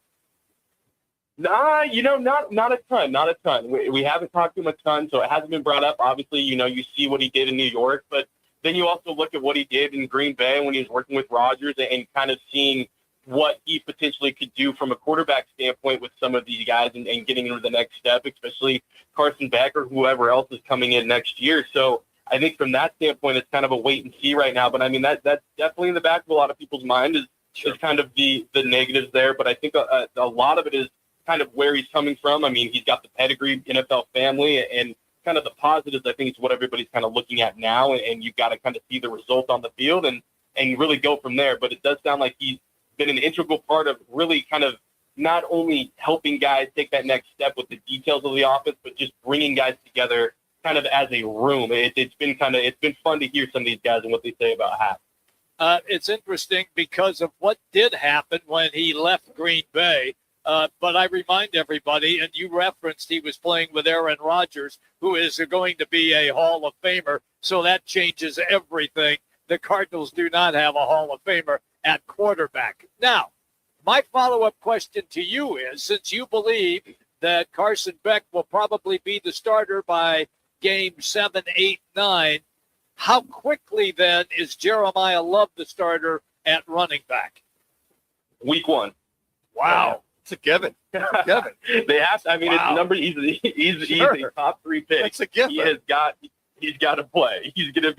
He will be the week 1 starter. I think Tyler Algier will spell him every once in a while. Maybe you get James Conner in there if he doesn't get traded by training camp or after. I think that you've got to start the guy. Like, you do not make that pick with the thinking of you're going to be a backup. Like, he's starting week 1. I would take that to the bank. Okay. Then my follow-up is, and you just briefly referenced it, do you believe then that they will try to unload James Conner? I think both James Conner and potentially Trey Benson too. Yeah. Okay. Now, so Benson was there for the mandatory? Was he still there? He was off to the side. So him and James Conner were working mainly with trainers off to the side throughout really OTAs and mini camp. So that'll be something to watch. But it does sound like him, James Conner, Trey Benson, Walter Nolan, Tip Ryman, they're all kind of trending towards either being ready at the start of camp, which I heard reporting date is July 22nd, or shortly thereafter. And also good news for Garrett Williams, too, who could potentially be back by training camp at some point and potentially be ready by week 1, which that would be huge news for the Cardinals defense. Okay, so Tyler, that makes total sense. So I'm just a little more confused on the Josh Sweat situation, and he's not going to be traded, but we don't want him to get hurt. He's got his own workout, but he's going to be here. And then the Jacoby Brissett thing, it's competition, but he wants more money, but you got the other two guys making more money than him. The confusion abounds with the Arizona Cardinals. I'm just trying to get it all squared away, Tyler. Are you feeling me on that? Oh, I feel you, man. Hey, I 100% feel you. I get exactly what you're saying. Thanks, man. Listen, we really messed up. We just should have texted you and told us to come on down here and hang out. Our bad, Tyler. It is our bad. If there's ever a Wednesday and we're at Venezia's Pizzeria and they call a practice off because nobody will play because they might get hurt, or they're going to get traded, but they're not, just text me and we'll have you come down for a slice. Yeah, man. Yeah. Come on, guys. Yeah, remember me. Let's go. Well, that's Tyler Drake, everybody. Thanks, you, man. Buddy. See you. No problem. Thank you. There you go. That's great stuff. ArizonaSports.com. He's a terrific writer, and he's totally dialed into just about everything. We love having him on the show. All right, a quick break. When we come back, Learner and Row one call, also what's on tap as well. We are here at Venezia's in Tempe, ESPN 620. If you want to witness the world's biggest soccer tournament in person, look no further than Twin Peaks. Enter the Twin Peaks Go for Gold giveaway, presented by Michelob Ultra and Casamigos. And you could be one of 5 grand prize winners who get the VIP treatment, plus travel and lodging for your chance to win unmatched views of the match. Visit TwinPeaksSoccer.com to enter and choose your host city. Entries close on June 14th, so don't wait. Twin Peaks, eats, drinks, scenic views. I was in a wreck. I need a check. I was in a wreck. I need a check. I was in a wreck. I need a check. I'm attorney Kevin Rowe. Being an auto accident is traumatic. You need to call the best law firm that has the experience to get you the best results. Call 977-1900. That's 977-1900. Hey, Arizona State football fans, London is calling. The Sun Devils are headed across the pond to face Kansas in the inaugural Union Jack Classic, September 19th at Wembley Stadium. It's the first college football game ever played there, and you should be part of it. For tickets, hospitality, and travel packages, visit UnionJackClassic.com or contact the Sun Devil ticket office. Join Coach Dillingham, Sparky, and the Sun Devils in London. Forks up. Arizona's headquarters for Toyotas is Wright Toyota. Hey, Rock, for my friends at Wright Toyota in Scottsdale. You will always find the right deal at Wright Toyota. Wright Toyota has been driving Arizona's home for years with their amazing service, pricing, and great selection. I encourage you to discover the difference at Wright Toyota. Make the right choice, Wright Toyota, just off the 101 on Franklin Wright Boulevard, and always online at WrightToyota.com. The right price, the right selection. Check out WrightToyota.com. Right in the heart of Arizona Athletic Grounds, one of the largest youth sports complexes in North America. Bristol's is the ultimate hangout for families and sports fans in Mesa. Come experience amazing double-decker cheeseburgers, award-winning wings, smoked barbecue, and fresh, craveable salads. With seating for 500, a full bar, 20 beers on tap, and over 100 TVs, happy hour Thursdays, Friday and Sunday from 4 till 6, plus trivia night every Thursday night. Bristol's, where Mesa comes to eat, watch, and win. Jody Jackson here, and I've spent years covering the Arizona Diamondbacks from some of the best seats. But honestly, the best seat might be right in your own backyard. Imagine this: pool, friends, the game on, and you're cooling off between innings with hot dogs on the grill. With Presidential Pools, you can turn your home into the ultimate game day destination. Built for Arizona heat and ready faster than you'd expect. Trust me, once you have it, you'll never watch the same way again. Presidential Pools, Arizona's #1 pool builder.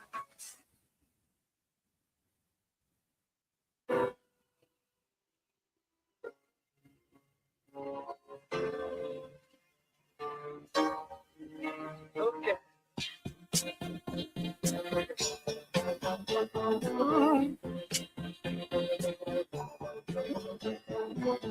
It's the Lerner and Rowe one call, that's all call of the day. If you're looking for a full service law firm, just make one call, that's all. 602-977-1900. Lerner and Rowe, voted Arizona's best law firm. Yeah, I think there'll be a couple of technicals in the first half, because let's face it, it's a fourth game. Now you've got all this added cameras and media views on what's happened. I think there's going to be a technical tour in the first game, but in the first half.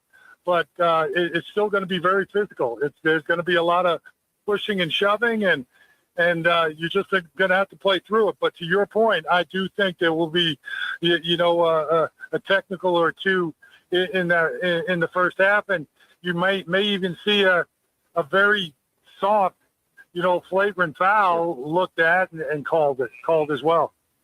That's Tim Kempton, Suns radio analyst, earlier today on the show. It does indeed qualify for our Lerner and Rowe one call. That's all. It is Lerner and Rowe. You can always get in touch with them at 602-977-1900. Make one call. That's all. Lerner and Rowe. Manuch, I think he's on to something here. I think that the officials will be somewhat on guard to make sure things do not get extra physical, at least in the first half. Well, I think the NBA, they listen to what's out there. I think the pendulum will swing too far the other way.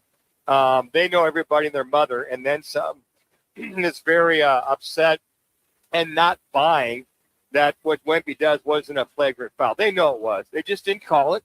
Right. They don't want him to get a second one and have him sit out of a game. He's a superstar.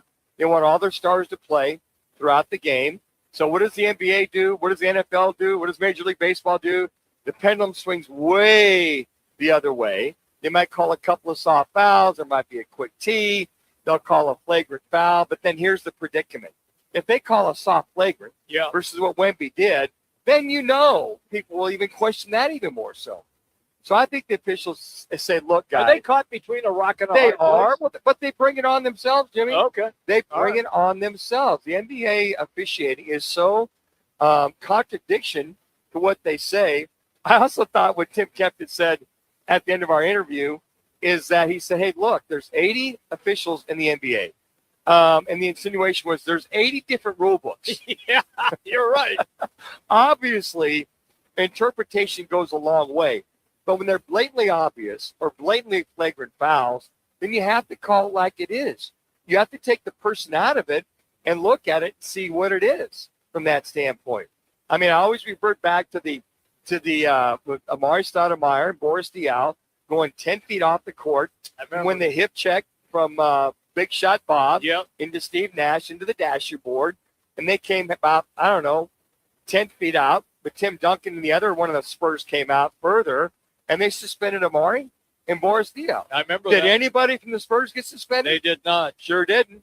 Was that a flagrant foul on Boris, Robert Horry? Robert Horry? They called the foul, but it wasn't flagrant. So I think fans want to see consistency, Jimmy. I mean, they just want to see, look, guys, just call it the way it should be called.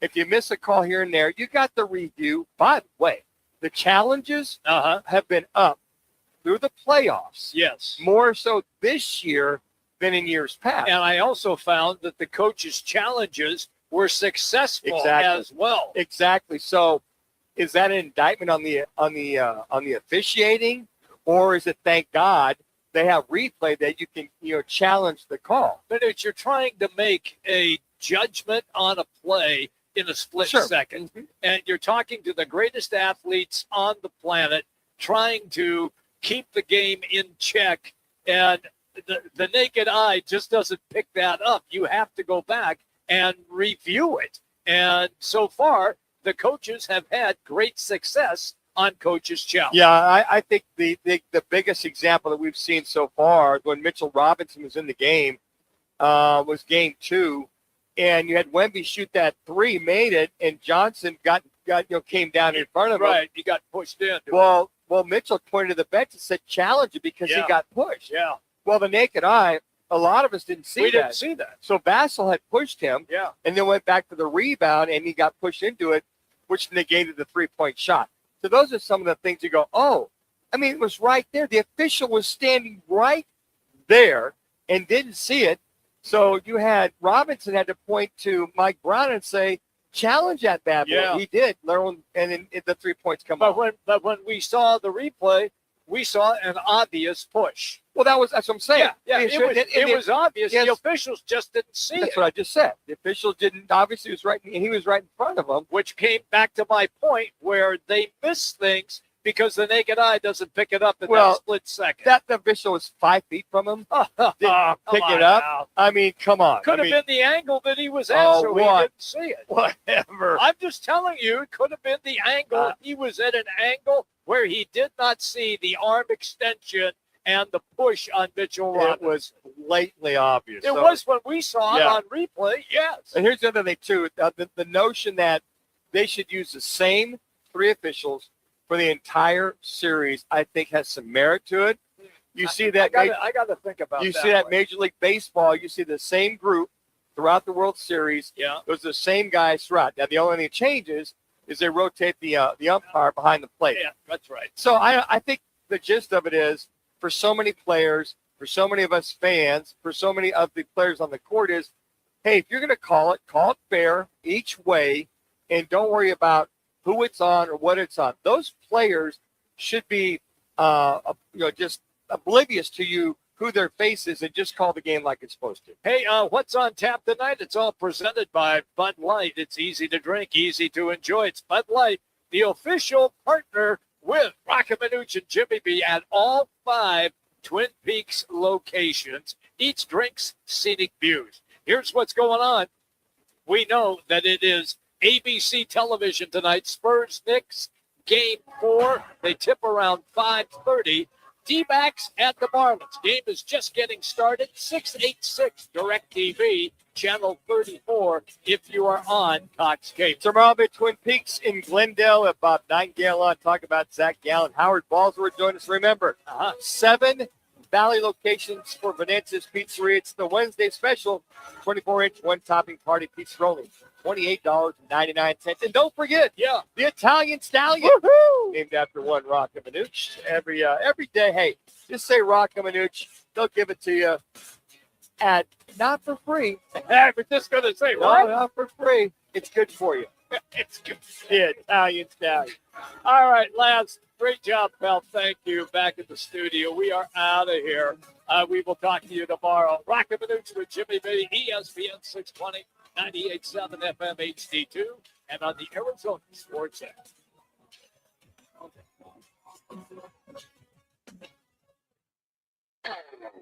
This is the story of the one who keeps multiple buildings running smoothly day after day.